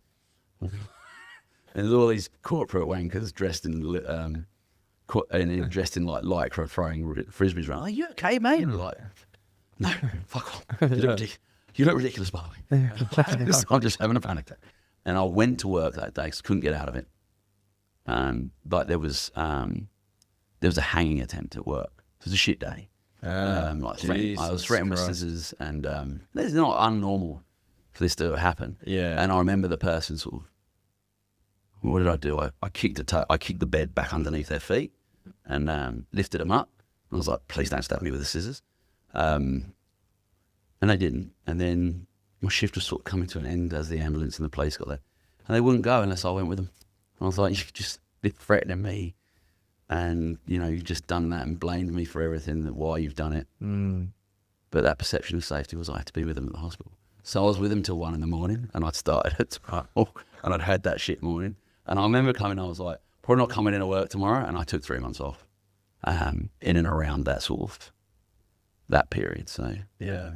I won't harp on a lot more about that. So no, mate, that's like, there's a lot of people's lives affected by it, but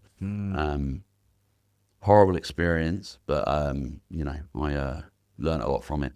Learned a bit about burnout from it. Yeah, holding emotion and holding, trying to lift other people up and not looking after yourself at the same time. Might have done that a little bit when my dad died. I did it a lot in this situation, and it just like physically destroyed me. It took its toll on you. Yeah, just that anxiety attack. So I had 2 around that time. We never had them again. I'd never had them before. I was at the DCP when that was happening. And I was like, and then I sort of, during that sort of 3 months off is when I got off the job at the drop-in centre. Sorry, Perth Youth Engagement Hub. That's what it's called. It's not drop-in centre. So there was a nice change. But I went back to the DCP as casual as well. And I kept working at the DCP as a casual whilst being at the drop-in centre. So I had a part-time job and a casual job. It's good to mix it up. Yeah, I hate routine, like time routine. God, I can't stand it. Yeah. You're a free spirit. I like randomness. I just get bored too quickly. Routine feels like you got to stick to it, and then it's just something you got to stick to. And I don't want to stick to. I don't like sticking to a good diet. I don't like sticking to gym programs. I don't like sticking to any sort of routine. I just get bored of it real quick. So I enjoyed that, and then I stopped at the DCP after the stroke because it was shift work. And once I was sort of thought I was well enough, the fatigue came in that we mentioned earlier. Shift work and fatigue don't work, so I couldn't do any shifts. And then by the time I was done, it was like 2.5 years out. So I was like, I'm not going back. Mate, that's a full-on few years, right? And I get that they're probably not linked, right? But I don't know. Is that a weird coincidence though? Like, because it was a young fella tragically passed away. Playing after a training session. It was a training session just before it was academy, just before the tour to Sydney, and it was a real hot day, and it was basically down to heat, an extreme version of heat stroke, really. And there's lots of other elements to it, and sort of the way we reacted. Could we done it differently? Would it have made a difference? And you go away asking lots of questions. Yeah. That's why there was a corona investigation. Yeah. But yeah, it was like just carrying all it that. was like all 3.5 years between the event and the corona investigation. Toughest part of it was the press. They're wankers. Like, we told them at the time, don't come and interview the kids.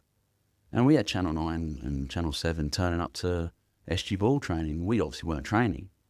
And he was asking, so I think, was it Doeg and Gundry then? And they're like, oh, Channel 9's here. Might have been, yeah. They're going to families' doors. And then when the court case came round, bang, I parked just down from the courts, just shouting at me, asking me questions about it. Really weird questions as well. Some of them, what? Like, it's journalism trying to find a hook somewhere. And like, Linda, that's when Linda, I think, Linda was aware of everything that was going on and how hard it was. That scared her when it was the newspaper and the TV and, the stories and stuff. So, but yeah, them chasing you out of a court, they followed us like over 100 metres down the road shouting questions. I was like, come on, man, this is horrendous. Yeah. So yeah, you definitely... No care whatsoever for anyone's, other than the fact of what they can get from it. Yeah, so, story. Whether in my mind, they're trying to demonise me here, but they might not have been, but it doesn't matter. Yeah. But you would have been overthinking all that stuff at that time, particularly when you got a 3.5 year gap. Yeah, and it was, and you sort of certainly didn't forget about it, but you forgot about the process of it. So it sort of like comes back up, but it's a much, they're digging way deeper now, and it's like, ugh. And the press are in there, like they're sat in there in the courtroom. Yeah, no, tough, but like that happens. Drags for that 3.5 years or however long. Yeah. And then, you finish up at the NRL. So that's the other thing as well. Like, life would have been a bit easier if I was still working at the NRL when that came around. Because they were, they were supportive, but being employed there still might have been better. Yeah. Yeah. But a lot of change for you. And then you roll in, you start youth work. Or this, in the residential care. Work. And the residential care. Yeah. Then you have a stroke. Yeah. And then COVID comes around. COVID was all right. COVID was weird. I mean, it was weird being the only bloke on the train to the city sometimes. Yeah, because you can't stop, right? Like essential service? It's essential service. Not a frontline worker. We didn't get a clap in the morning or whatever they do. We didn't get, when everyone come out and clapped, was that just England? I'm sure we did that here. Oh, really? Like a round of applause for all the frontline workers. I was like, oh, where's my clap? Yeah, I was like, oh, yeah, hold on. Yeah, very interested in COVID. Like, because the drug scene changed. Well, man, like I would imagine that'd be worse. Well, people, yes and no. Like there's a bit of heroin about, where the meth weren't about, and the meth that was around was what they were paying. They have something called points. Point brand. You buy a point or two, and they're about, I think they're about $70 in those days. They went up to like $250. Yeah, okay. So it just wasn't homeless attainable. youth aren't paying for that. Like, they're not. They can't afford that, so they have to change it. So COVID was weird in my line of work. Yeah, drug and alcohol stuff, mate. Like imagine the people you see. Like it's probably like the kids that you see in the residential care. There's a little bit of it in there. Yeah, not heaps. Yeah, but then like fast forward a few years, and you're probably dealing with the ones who were in care at the time, and they're now with me, homeless on the street, which is a sad journey for them. Yeah, as it very rarely, probably 3 occasions, I've had a young person come in a homelessness situation into the service I work now, who was in the residential house I was in as well. 3 times it's happened. You're like, damn it, I thought that your journey might not have brought you here. But anyway, you can be, you're back on the journey, walk alongside them, maybe you can help out again. Yeah. So, what are you doing with that drug and alcohol stuff? I'm working now. We started a pilot program so we could have a AOD support counselling in-house. Our model is something called low threshold, and therapeutic as well. So low threshold, low barriers, because most services have a lot of barriers. And there's logic to some of them. Others, I think they're a little bit harsh. I'm lucky to work somewhere where low threshold. With that comes risk. But removing those barriers to engagement are a big part of young people with trauma backgrounds being able to engage. You can't put rules on them. It doesn't work. You can't turn them away because their mental health's really bad at the front door at the moment. We just got to let them in and try and deal with it. Yeah. If they turn up, and this is a big one with the low threshold. It's the low threshold theory of change. So it creates change if you're low threshold. If they are wasted, just used, whatever, and a lot of it, they ain't coming. Most services ain't doing that. You're drunk. You're absolutely hammered. You're not coming in. You're clearly on the brink of meth psychosis. Looks like you've been up for 3 days. This is too risky. We can't. We hold it. Come in. Happy that you think we're the safe place that you want to come to in this moment. Is that you take that as the honour.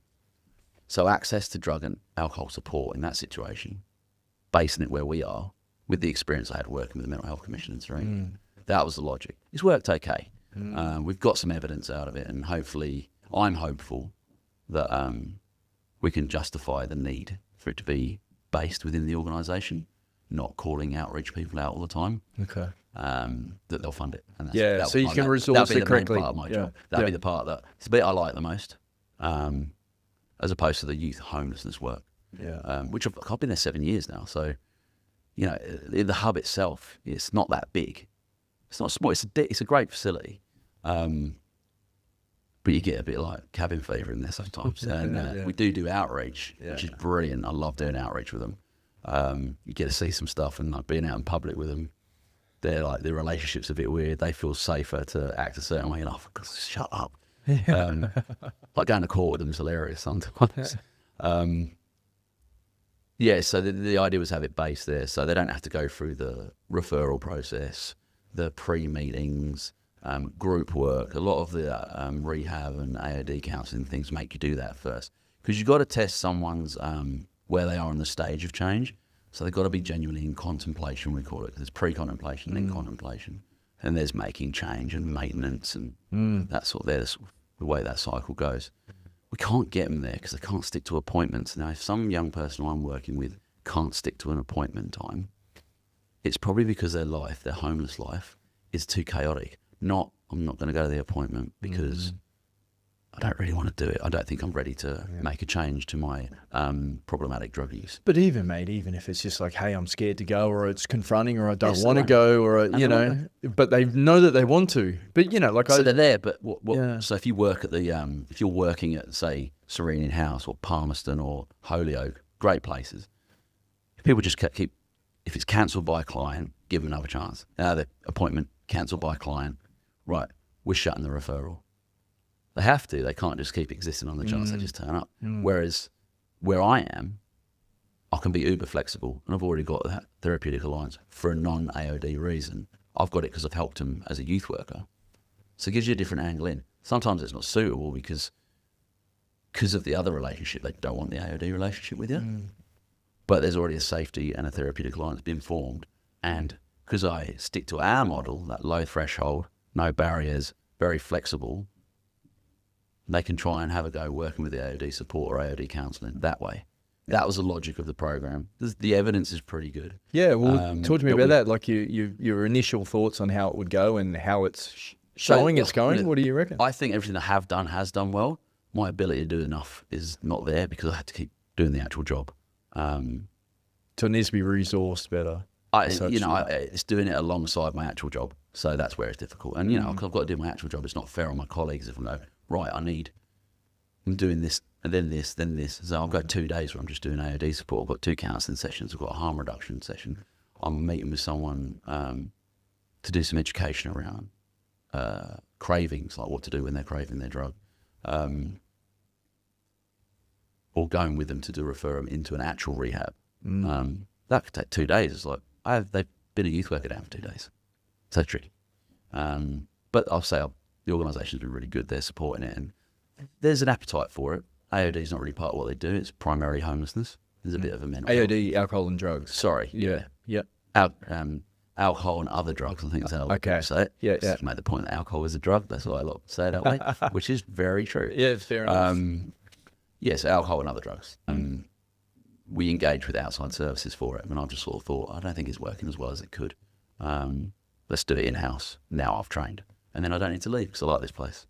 As I said, I worked there after my stroke, and they supported me. So what is it outside of that? Like what else do you like there? Is it the fact that there's good team? Yeah. Not always got a good team. Very good team at the moment. There's like 5 of us.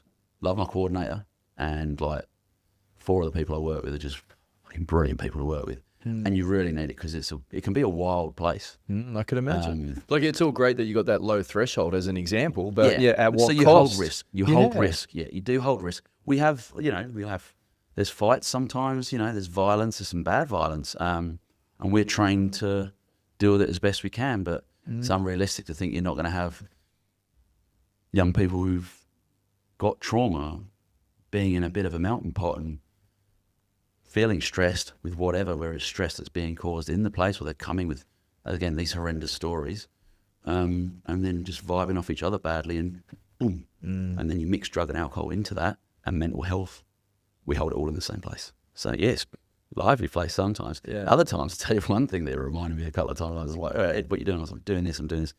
It looked like Monday morning on a Mad Monday. Yeah, really? Yeah. It's like these guys they're on a 3-day bender, all standing around talking to each other. Here, And like I talked about vicarious trauma, and that's when you get vicariously take on other people's trauma.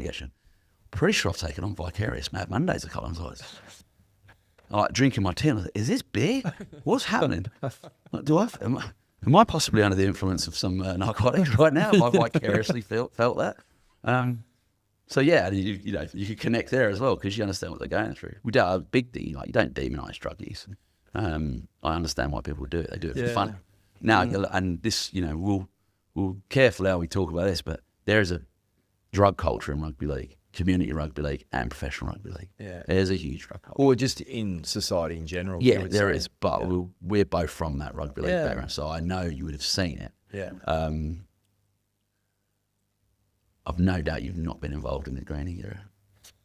Clean as a whistle athlete, body's a temple, etc. Yeah, well, it's something that I've never had much time for in that regards. And, probably when I was younger, alcohol was very much something that I used as a comfort blanket. So socially, it was better. And, socially more acceptable as well. Yeah. It's easy to fit in with that one. Yeah. But, the drug thing I've just never had any time for. No, and that's probably... For me, I sort of understood it, and that's a social thing. That's a social perception. If you're drinking and other people are using like MDMA or Coke, which are the two most popular ones probably, you look at them and you're like, a fucking idiot. It's like, well, when you're hammered, and we've been hammered before, and people who aren't hammered, sober, they think the same when they look at you, and that's beer.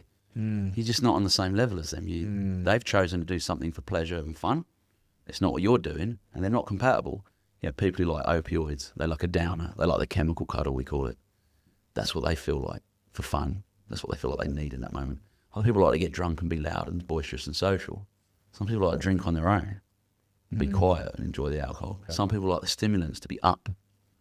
MDMA sort of falls in a different zone slightly, so it's not psychedelic, but it's that people do take psychedelics. Other people are using acid and stuff like that. They're all different experiences for different fun, and usually people who try everything, they'll find one they prefer. So I'm always like wary of demonising any of that stuff. Well, no one uses drugs to be shit. So, cocaine. Those people look like complete wankers. I'm going to be one of them. Yeah. It's not what they're thinking. Their motivation's honest, and it's just humans trying to have fun, using a substance to do it. That's what smoking and drinking is. Drinking is one of the worst ones. Like, cost this country so much money and health problems, and it costs a lot of people their happiness in their lives. It costs them their bodies. It's poison. Well, I imagine, but it's that culture. Yeah, I imagine too, mate. It's like when you're supporting someone and might have a drug addiction or whatever. Yeah, it's like through work and so forth. It's just like, going to them and saying drugs are bad. Well, that's not going to get you far. It's not going to help you or them to try and get through. Something there. You don't really say drugs are bad too often. You might say, what role's drugs playing in your life at the moment? We like to use the phrase a lot, problematic drug use. So is your meth use problematic? Some people are quite high functioning on meth. Now they're not doing their body any good. So it's not problematic, but it's just not that problematic. You heard like high functioning alcoholics, high functioning heroin addicts, which there's so many about. Like you just don't realise how many people are high functioning and then sometimes they're not. But they're living these lives where they're using all these things where you just think, how do you do that? And why do you do that? It must be so hard to function. It's like so much effort. It's like, people who do get on the piss a lot and they just turn up hungover to work every day. How hard is a hangover day at work? Brutal. But they just keep doing it. Yeah. They're not learning. So that's problematic use. But, they're coping with it. They're doing it so they think it's okay. That's just where they're at. I mean, the drugs have a different role in everyone's lives. So I certainly don't demonise people using it. I remember there's this thing, and I learned this when I was at peer-based harm reduction, another job I had, which we can come to, but people go, oh no, I wouldn't shoot up. That's fucked. If you shoot it in your arm, you're fucked. I was like, okay, and I've heard meth and heroin users say this, mainly meth. They're like, no, I just smoke it or bomb it. And I'm like, why don't you shoot it? I can't shoot it, I'm not a junkie. And I was like, okay, here's 100% of a drug. You smoke it, and through inhaling meth, you're getting 35% of it. Person next to us bought the same, paid $70 for their point. They've got the same amount of drugs. There's 100% of it. They're going to shoot it up. They're probably going to get about 95% of their high. Just financially, that's a better decision. You're getting more out of your drug. So demonise it. Is it just the idea of shooting a needle in your arm? You're using drugs for what reason? Why are you using meth? So logically, if you're going to use it, use the route getting to your high that gets you the most out of the drug. That's why I don't demonise people who use needles, because there's no difference. It's just an administration. Yeah, well, what do you reckon about that? Like that supply of syringes and so forth? Like, is it? So I did a volunteer. I do get paid for some work. Do you pay me for this? No, you're joking. That's why you said yes. Yeah, it's volunteer. So I did did a volunteer program at peer-based harm reduction, and you work at the needle exchange. There's a lot more to the needle exchange. They do drug education.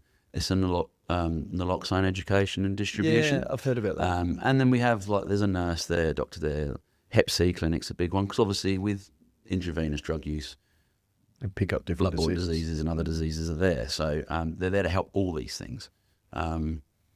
Look, if the needle exchange doesn't exist, I don't think you're going to get less people using drugs intravenously. You're going to get more people using drugs in a harmful way intravenously. That costs a lot of money for the government. Sharing needles and more. Guys, they did one thing where they showed a needle. This was at Serenian. Just like a normal like insulin needle like diabetics have. Just like the 100 mil. Not 100 mil. Yeah, 100 mil needle that a diabetic would use to put insulin in. They showed someone use it, and then they put it under a microscope, and you looked at it. When you look under the microscope, it's just so sharp, perfect piece of metal. One use in a soft, good vein, and then it just looked like this horror story.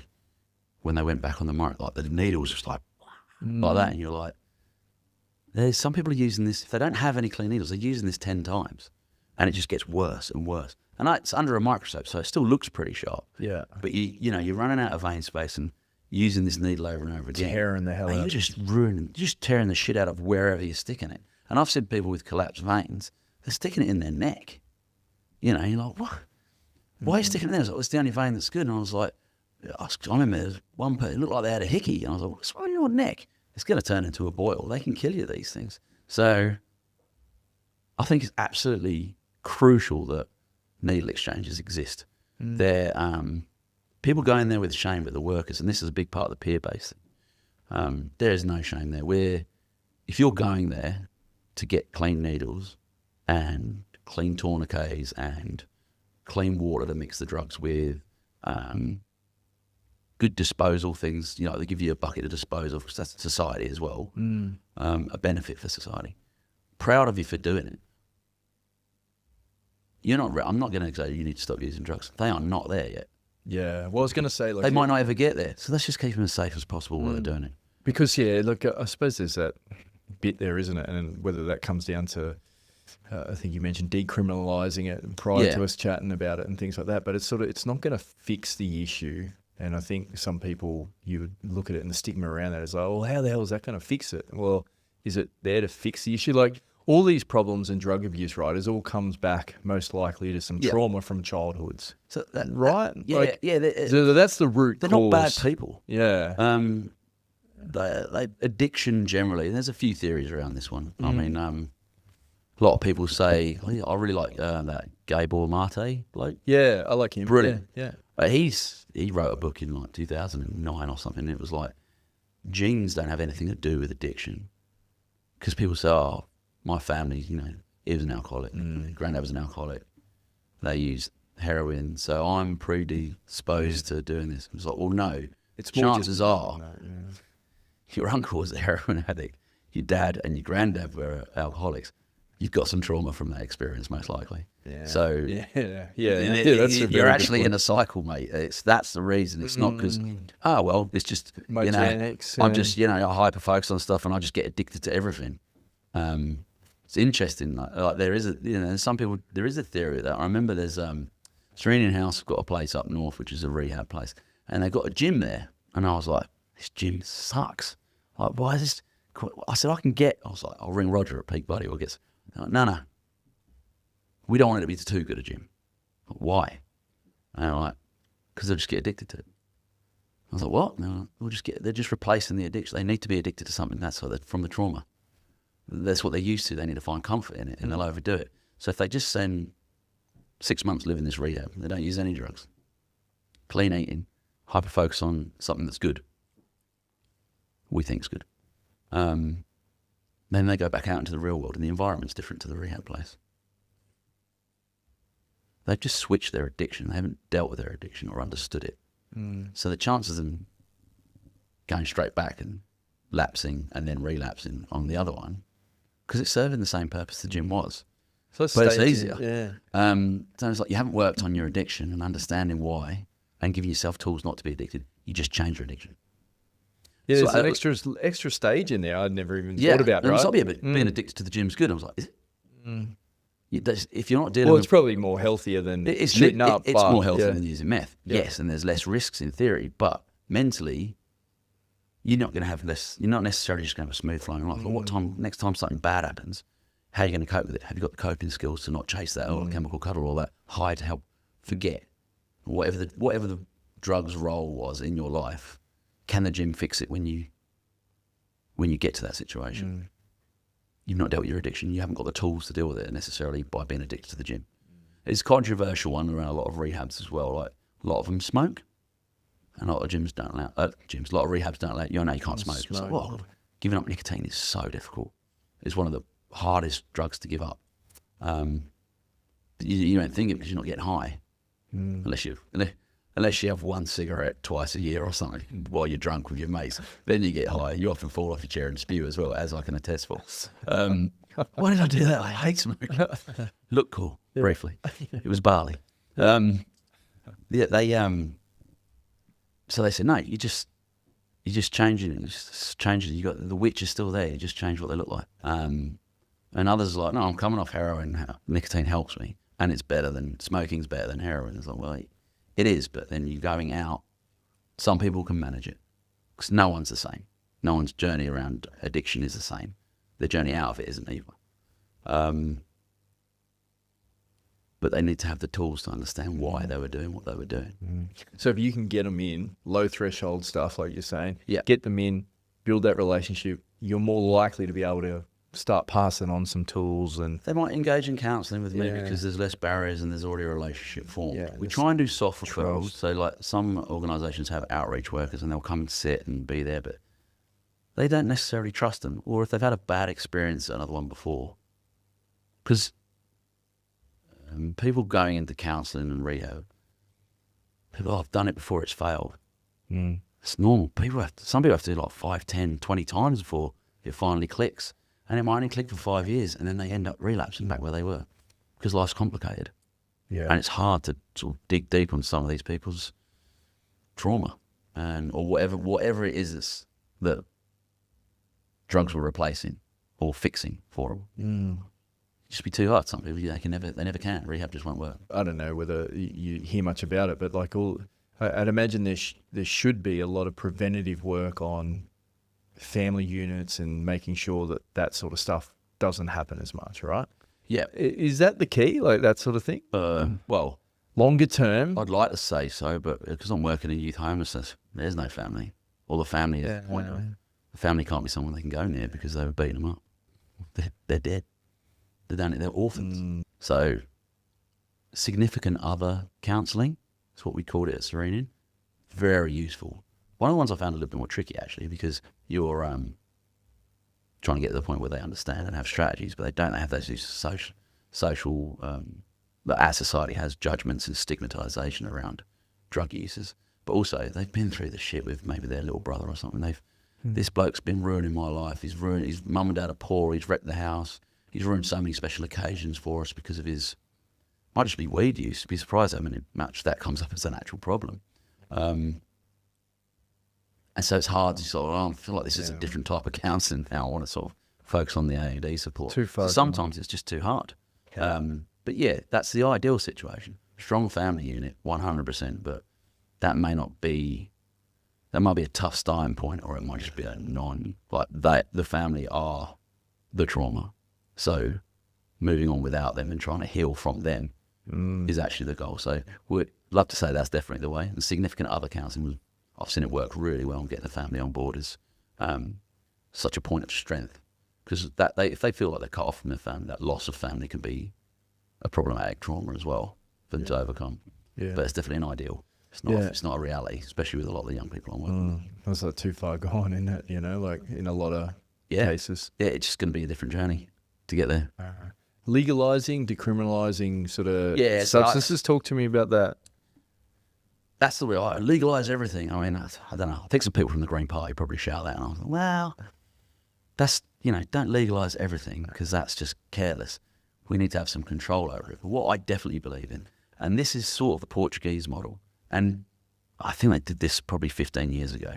They decriminalised usage of a certain level. If you got caught with a little bit of cocaine or a little bit of meth or X amount of cannabis, you weren't arrested. They confiscate it. You weren't arrested. You were given support, counselling options and addiction options and rehab options. And that was what was funded. But you couldn't walk around with like 2 kilos of cocaine, get rumbled and not get done for it. People walk around with loads of battles. Like you don't just go, go for it. Drugs are sweet. Go for it. We're not controlling it. We're not looking at it. Decriminalisation is, that lower level. Let's stop arresting, fining and locking up someone who's got an addiction to a drug that they use at a certain level and are petty thieves because of it, and it's a bit problematic. Stop arresting them for that and making them criminals. Because one thing, arresting these people who've got a meth addiction and the problems with it, one thing arresting them and locking them up for a bit and sending them to our not brilliant rehabilitating services, you're just demonising them. And that's like, you're a criminal now, congratulations, you've got another thing that's on your back. We're not helping them. And they're not the main problem when it comes to drug. Supply is the main problem, isn't it? People getting rich off it. Like meth. It used to be mainly made here in, the little meth labs that people had. Barely any of it's made here now. It's all made in like the Wa district of Laos, and it funds their war up there. And most of it comes here. Look at that system. That's what we need to focus our money on. Spend more money on that. Don't waste police time chasing people and arresting people who've got 2 points of meth in their pocket and they're going to use it. Stop doing it. We just need to help those. We don't need to criminalise those people and arrest them. It's a trigger for support, not incarceration and such. And you won't always succeed. They won't want it, but they might get there in the end. And if you keep turning up with that attitude, they might be able to change. Just arresting them and punishing them doesn't work. A lot of people I work with, especially for the DCP, and what you would, I'd imagine, would do with your kids and what we had growing up, reward, consequence, praise, criticism. Their way they've grown up, that isn't the system. So they don't understand that system. It doesn't work. Like, if you punish someone for something, so we could say, ask someone to leave. No, don't, you've thrown the plate at my head, get out for 3 weeks or 2 days. They ain't going to come back and go, I don't want to get chucked out again. I won't throw that plate. It's not how their brain works. And the low threshold theory of change and therapeutic crisis intervention, so intervening to a crisis therapeutically, you're trying to create a change, but it's a system. There's got to be a up and down. Talk about what happened. What were you feeling at the moment you threw that plate at my head? These are actual conversations here. It's a bit trippy. Like, you're the one who's just had a plate singing at your head. With some of the older ones, they're just like, what the fuck are you talking about? And I was like, it's called a life space interview after an incident. Yeah, some of those conversations are quite funny. It's like, no, take it seriously. There's a system to this. There's a lot of science behind it. Cornell University deliver it to me, and it's like, this is This stuff does work. It's not working. Like, why did you throw that? Oh, I don't know, because rugby league's gay. That's why I threw it up your head. And I was like, is that why? No, I was like, right, you're not baseline at the moment. You're just abusing me, so we're going to stop this conversation. Also, rugby league's not gay. Don't do that. That is actually a trigger. Don't say that to me. Yeah. You'll get a plate in a minute. Yes, yeah. Some of the best rugby league players I ever played with were homosexual, so it's not even offensive. So, well, you seem upset. And I was like, yeah, it's a different connotation. So, yeah, they don't understand reward and consequence. So, getting arrested. I've got young people that are homeless, living in squats. They've been homeless for like 5 years and are only 22. And they go, oh, yeah, they had some weed on them. And they get like a $3,000 fine from the court. Here's some magic beans, mate. Like, where are they getting $3,000 from? Court fines. Excellent. What do they do in a situation like that? They try and do there's some work development things they do, but a lot of them just don't care, do they? Look where they are. They're homeless. They've grown up they might have had an awful childhood, or they're just in a really shit place at the moment. I don't care that I only caught $3,000. I'm not going to do anything about it. The other one that really winds me up I called Transperth out on this. My young people can't afford. They just jump in the train. We've all jumped the train. I accidentally jumped the train once. It was late at night. Been at the cricket all day. It was a long day. Got to tag on. Too much sun. Yeah. Got to tag on. Bloke came up. Tell you, he didn't tag on. Find me $100. It's like, come on, man. I'm sure I tagged on. There's money on my There's money on my smart ride. It's a $100 fine. And fighting it is a pain in the ass. My young people don't care anymore. Yeah, sweet. If they don't pay it within 6 weeks, they haven't got $100. And if they do, they ain't spending it on giving it back to the Transperth. It then becomes $280. And then it just sits there. They've got to get to the city, since a lot of the young people, or a lot of the homeless got kicked out of the city, but that's where the services are that they need. So wherever they're sleeping in a tent by Lake Joondalup, like Lake Joondalup. They get in the train, and they ain't paying for the train. They're going to try and blag it. Go through the city, get off at MacGyver, because it's easy to do it, and there's less guards there. I had one kid come in once. He said, train fines. Can we do work development on that? Work development would be AOD counselling. His work development, say, takes like $70 off an hour or whatever. There's a million different ways of doing work development. That's a different story. I don't think it's that interesting. And I said, where's your train fines at now? And he goes, I hit $10,000 about a year ago. And I was like, all right, sweet. It was like trying to get him ID, and I was like, I'll get you a learner's permit. It's not getting an ID card, it's get a learner's permit. I can't get a learner's permit. Why not? He's like, he didn't live in on farm. Bloke could drive. He said, I could drive fine. Well, don't worry, we'll get you a learner's permit. Like, we've got some funding as a youth worker. He did this sort of thing. Get him a learner's permit. I've got an organisation called Ride. They're cheap or free driving lessons. We'll get you driving, and then you can start working, because Perth's a bastard of a place if you can't drive. His train fines had gone up to $19,500. It was 22. He can't you can't have his Transperth. So you can't drive. You're not allowed to get a learner's permit when you owe that much. So this guy's at 22 years old. He's been homeless. He had an abusive stepdad. Got kicked out. One didn't care. Came to the city. Didn't know what he was doing. What happened because he was like 17. He's 22 years old. Very capable. Had a lot between the years. Limited drug use. Petty crimes. Wanted to work. Trying to get an apprenticeship. Virtually all of them want you to be able to drive. He owes $19,500 to transfer, and there's nothing I can do. So they've sent a link. They say, right, sent a link. You do time to pay. So they sent a link's like $400 odd a fortnight. So $10 a fortnight he's paying. Then we've got some really good financial counsellors who like try and advocate for him. Go, hey, he's been doing time to pay for a year now. It's like raw. Barely made a dent on his 19.5 grand. It's like 19,200 now. Do you want to cut off? And right, we'll knock off $5,000. Sweet. If you can knock off $5,000, knock off 19. Because we're just, what's he learning? What's he learning from this debt? Well, the system's against him, and it's like, what's the point? Yeah. I'm never going to get myself out of this hole. And as a society, are we really, like, is it problematic for me or you or anyone, even at Transperth, if this guy's gone 10 days in a row from Joondalup to MacGyver Station to get support around his homelessness, and he hasn't paid $4.50 each way? Is that a problem? Or do we really need to? And that's a nice, easy one for people to understand. I'm the same way with low-level drug use, the street user. I'm the same way with it. Stop criminalising them. That's interesting. There's no outcome. There's no change. It's just more shit in their life.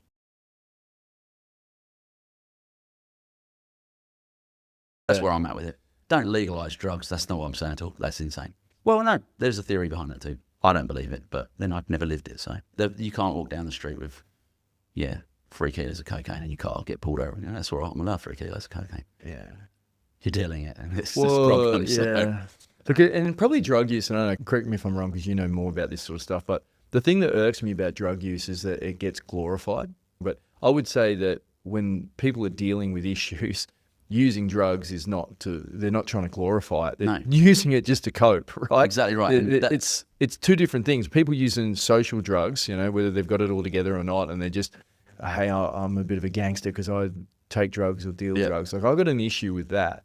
I can understand from someone who's dealing with some stuff and don't know how to cope. One often leads to the other. Like the first time they took drugs, were they doing it because they were upset? Maybe. Were they doing it because their mates were doing it? It looks fun. Why do you take drugs? To have fun or have feel good. They haven't got the ability to do that any other way a lot of the time, but the rest. So without knowing really how I'd go, but I've got a feeling if I bought a pipe out now and we put a bit of meth in it and you just were sharing it while we're doing this podcast, we wouldn't sleep tonight. We'd have a bit of a high. We might talk a lot faster and not be able to keep up with the topics. Actually, I'm a bit worried. Did we look like we're on meth right now with that one? That might be happening. We could probably just go, it's going to be a rank Monday night, possibly a Tuesday. We're going to have a little bit of an anxiety attack because we're like, what was he doing? Wednesday will probably be fine. And we go, that was a good time. I enjoyed that. Do you want to do it again? No, I missed work on Monday. I felt like shit the day after. Maybe one day I'll do it again. That's different. If it's replacing something really important in someone's life, something missing in their life, which is obviously from a traumatic point of view, and I go, I've never felt that happy with any other way before, so I'm just going to do it. I need it. And then it's not the way drugs work. The dopamine hit reduces with the usage, and that's why you get dependent on it, and the levels go up, and just a slippery slope. Yeah. And it's just like I actually have to just shoot meth to be able to function. Like I have to shoot meth to be fairly miserable. Without it, I'm hysterically in pain, want to kill everyone. Mate, the training stuff that you're doing at the moment, it's Therapeutic Crisis Intervention. We got taught it at the DCP, and it was like, fuck, this training is. It was a 4-day training session with those guys because we finished off with therapeutic restraints. That is a thing. How to restrain a young person if you need to for their safety or the safety of another young person. We don't do restraints where I'm at now, and I don't teach them. It's just it's a theory, it's a model of approach, it's a therapeutic approach to change from reward and consequence. Okay. Kid does something good, reward. If they do something bad, make sure there's consequences and boundaries and some punishment. Be punitive. It's a theory that's opposite to that. It's like you see in a lot of places, that iceberg will feel like behaviours at the top of a little iceberg. Yeah. And underneath there's a massive iceberg with feelings underneath. Yeah. It's a bit of sort of an approach to understanding that, like why they act in this way. Yeah, okay. So the logic is to, reduce the incidence of, critical incidents and people getting aggressive and outbursts, they call them. Reduce that as best you can, but then learn from them. And then how best to respond when they're happening as well. So there's like a stress model, and it's got a wiggly line. So let's just say time, stress. Mm-hmm.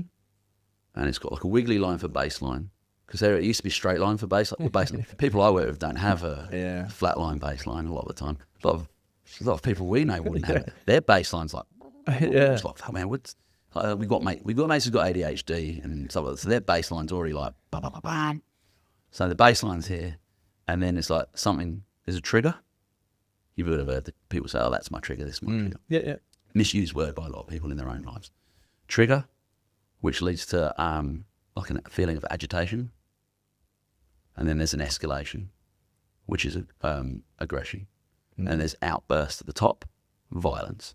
And they can go up that real quick, or it can be gradual. And then you taper off.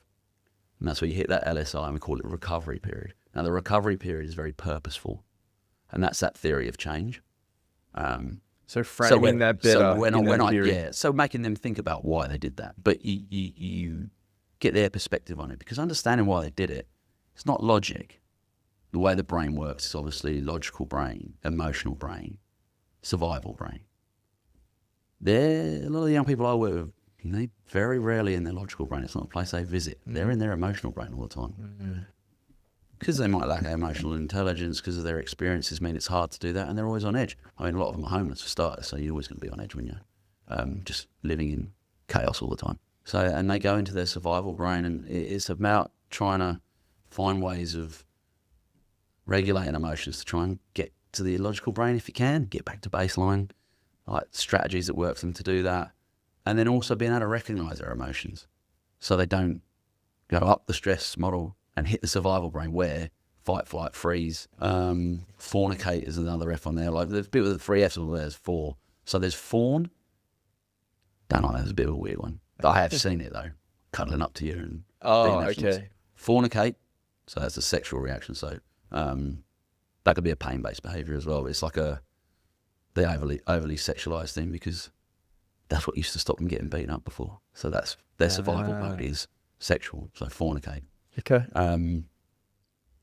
Freeze, which is what a lot of I see a lot of people do that who just in general life, like something just like didn't move. Like I was under trouble, didn't say anything, didn't move, didn't run away, didn't fight back, just froze. I think that's quite a common one, especially with the people who haven't got a lot of resilience at the moment. Their survival brain's been avoided. They've not had to go into it. They've not been under high stress, which is great, but also means you haven't got the ability to deal with.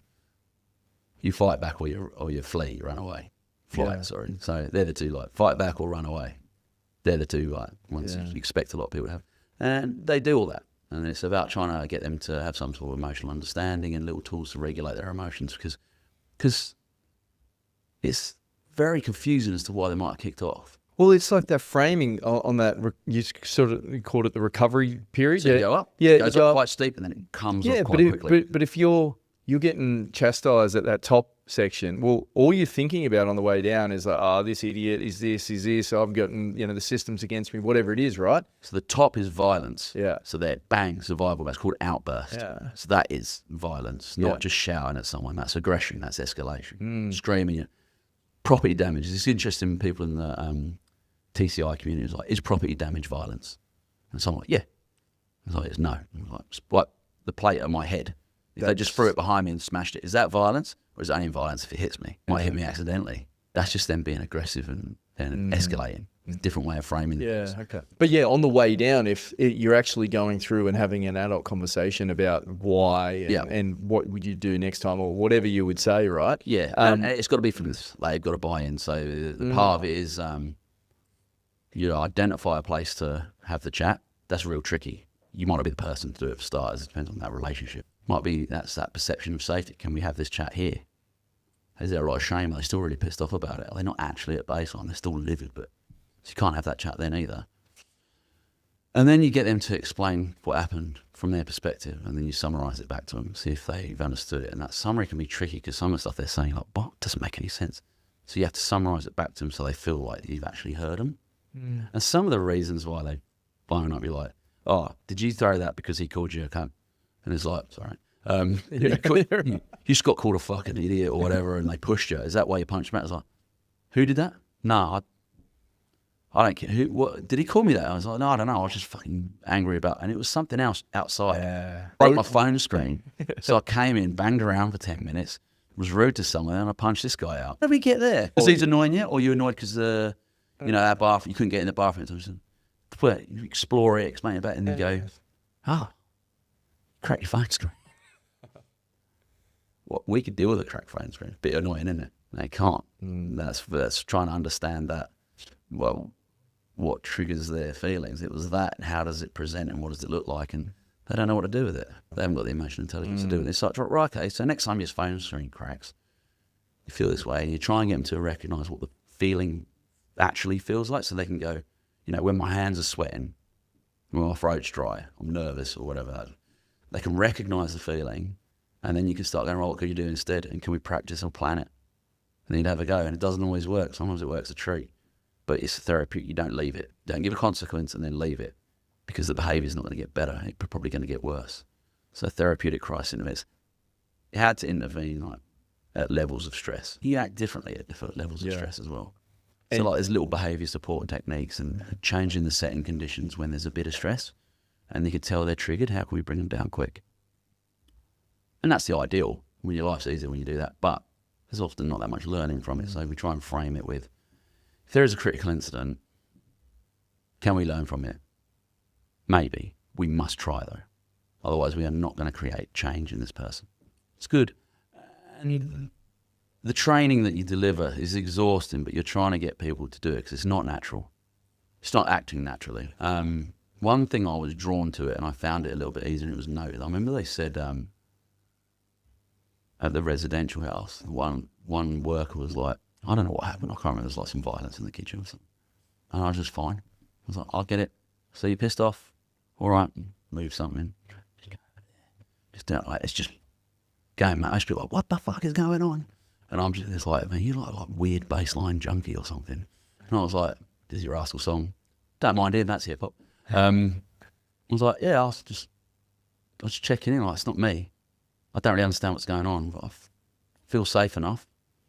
Maybe my feet were going like this in my, they're like the duck under the water. Yeah. But my outlook was, I was baseline. But I generally am. That's where I was sort of drawn to it because I found that quite easy. Because what you're supposed to do is when it kicks off, and the training's fun. Like, You role play stuff. You role play so much. It's like some people hate it. Yeah. But it's like, right, okay, and we were going to do it here. It's like, all right, Greenie, you're the worker. Ed, you're a young person. Yeah, Mum just rang and said she's not coming. You can't come and stay at home tonight because, like, your stepdad's back and you can't. It's like, you're livid. You're like, fuck. And like, so we just get them and sort of throw that cup at you, scream, get in your face. And then the training is about, like, what are you doing right now? So the little things, like the first thing, you ask 4 questions to yourself, which is really difficult. Like, when someone's screaming at you, you start asking questions in your brain. And it's got to be quite dynamic as well. So the first thing you've got to ask, and this is where people fall over, how am I feeling right now? How am I feeling right now? And you need to be able to answer it honestly. And you need to be aware if it's like, I'm fucking angry, I'm going to kill him, or I can't cope with this right now. You need to know that so you don't try because you're going to fuck it up. Really difficult. And there's a big part of the training. We do something called a community meeting, and that's quite popular in the corporate world as well, this. At work, we start the day with, right, sit down. Right, morning, Greenie, how you feeling? Yeah, good. Give me a feel, give me emotion, think about it. I'm putting you on the spot. Do it. I'm happy today. Okay, you sure? Yes, Okay. very sure. What are your goals today? Now, the goals wouldn't necessarily be work things. It would be, what are your goals around feeling good, being happy? And is there anything that's going to affect it moving forward into the day that you can think of? So what are your goals today? Yeah. My goals is to continue my happy outlook for the rest of the day. Yeah, try and you see, hoping I can stay happy and have the same impact on Ed because we're doing a podcast. Yeah. Okay. And then the next question is, who can help you do that? And you'd be like, well, it'd be Ed, and then Max ain't taking the kids out or whatever. Yeah. And that's it. And then you ask the next person. And that question, how you feeling? Answer it honestly and make sure you're purposeful about thinking about how you're feeling.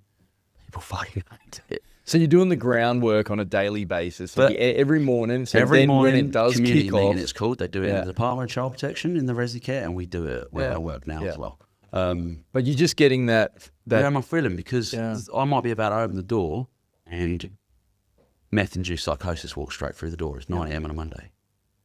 So I deal with it therapeutically. And if you're like, oh, I'm fucking... you need to know, and your teammates need to know. So first question, how am I feeling? If I'm not feeling the best, well, you've got to consider what's the best thing to do. So the next bit is, so how am I feeling? How's the young person feeling? What does a young person expect, need, or want from me? Now, there's 3 parts to that. This is a dynamic question, but expect's a very important one, I think. So what do they expect you to do? Because they might be doing what they're doing because they want you to do what they expect you to do. So someone's like, don't do that because that's what they want you to do. Might be getting into like a power struggle or something like that. They used to call them conflict cycles. Now they call them power struggles because if you're a worker and they're a young person, then there is a power thing there. And then the final question is really important. And this is the difference between what most of us do and people who haven't been trained do. How do I best respond? So response there's a point to it. It's thought out. It's considered. It's involving what you're seeing and what you know about them beforehand.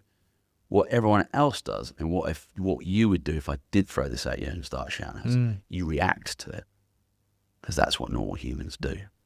So the training is focused on how do I best respond?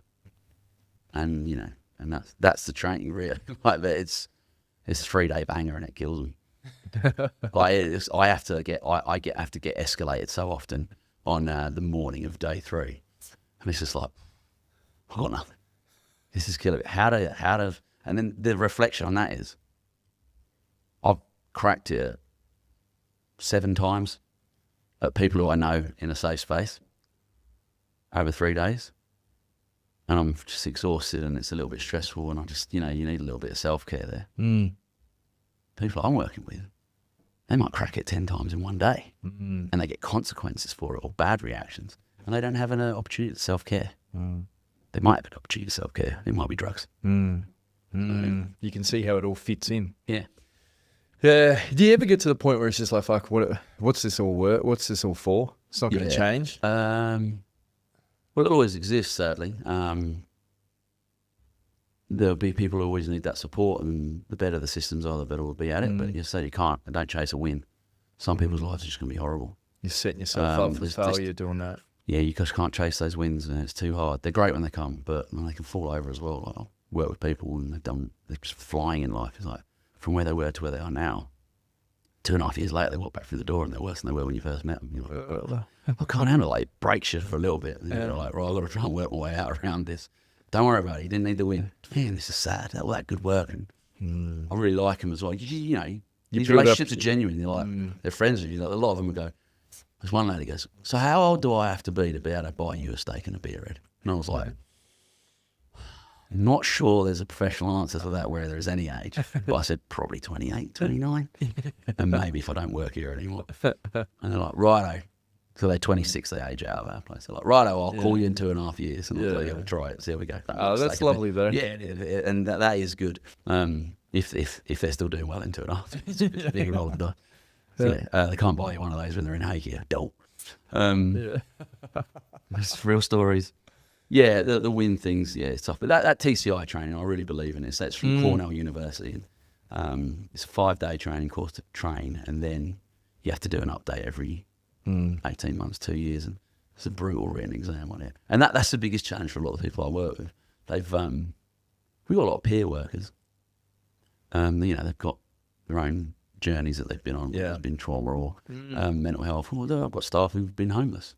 The kill it. You've got to be pretty good to work where I'm working, I think. It's quite a high expectation of your skills. But they got it there. And then the biggest thing that just gets them, there's a written exam at the end of it. And to some of the most talented people I've ever worked with, just loses. Can't do it. I was like, you'll be all right. I'm trying to work on like a study thing for them at the moment, which you don't really come with the training they give you. If I'm trying to sort of go back to the old teacher days where I used to help people with their exam technique. Always been good at exams, not good at coursework. I'm all right at coursework, but I try to do it in the same amount of time you spend doing an exam. I'll just do it. I've got 3 hours. It's just got to be 20,000 words, mate. You're not doing that in 3 hours. So yeah, you're right. The 3-hour exam's a lot easier. I'll choose that. So yeah, that's one of the biggest things, just getting them through these. I said, okay, it's just for the terminology. And the terminology is important because if there is critical incidents, and we're looking at something, we're reviewing it, it's really important we're using all the same language. So like elements of a potentially violent situation, we've got target, level of stress, weapon, spark. It's very important that they understand the difference between a trigger and a spark. Someone's already triggered because you've got to call it that and understand what triggers them. And then if you're looking at what caused the violence, you must understand that that's a spark and call it that. So you can say, right, next time, this sparked it. So to avoid the spark, remove this person, change this room. Don't have those pots out there. Make these things plastic, not metal. So you understand it, but then understanding the trigger is something completely different because it was the broken phone in the example case. So it's a language thing because it's difficult because there's so much complication with what might happen. It might be really simple, but a lot of times it's complicated. So you have to examine people on that. And a lot of them are younger than me as well. I think there must be a mass move away from recall examining in schools. It must be way more coursework than it used to be because I can't do it. They just like, can't sit here and do it. So I said, listen, I'm not really supposed to help you, but if you get stuck, I will come over and I'll probably do some form of charades. Charades? How'd you say it in a second? It's charades where I'm from. Don't have a go at my accent. You're in the wrong country, mate. And it's dance as well, and it's pasta. All right? Oh, God. It's charades, and I'm sort of doing it. Oh, it's like this. That's sort of the word. Like, you're not really supposed to. I was like, it's just a recall word. You know what it is. Yeah. As you just said, 8 other words that mean the exact same thing. Like, just give them a thesaurus, they'll figure it out. So yeah, that's one thing about training. It sounds like you've found something with a bit of variety, mate, that you enjoy. Yeah, well, that's it. So I do a bit of the AOD stuff. I'm still the homelessness worker, youth worker. We're youth workers. Youth work's a broad term that can mean a lot. It's a homelessness service, so that's that's the frontline work. Yeah, and then there's obviously the training colleagues from different services as well. Like we've got, they're not from youth services. There's a mental health service we have. There's a adult accommodation where they can live there for a year or two. Staff from there. And there's a 7-day respite overnight stay place as well. Their staff will do it. And we're all part of the same organisation. They're all coming with different experiences and stories, but we're doing the same training. And that theory of change is what it's about. So creating change in a therapeutic way. That's cool. Mate, we've been going for 2.5 hours. Really? Yeah. Is there anything else that you wanted to talk about before we finish up? No, I'm back for round 2. Mate, you're welcome anytime. No worries. I'm going to go and rest my face because I've been smiling so much. All right. But, mate, absolute pleasure to talk to you about all this stuff. And it sounds like, you're doing some really important stuff. I like hearing about it all. Hard, difficult. You must be so rewarding. One reason I like it is because I'm getting paid to sit around and talk to people a lot of the time. A bit like this. I'm not getting paid for this. You get paid, right? And that is what it is. It's like, what's your day like? So, I just, just chatting to people. They might have thrown a plate at my head or they might have had a horror story for me, but that's what I'm getting paid to do. And I like that. It's good. Oh, beautiful. All right, mate. Thank you. Cheers, mate.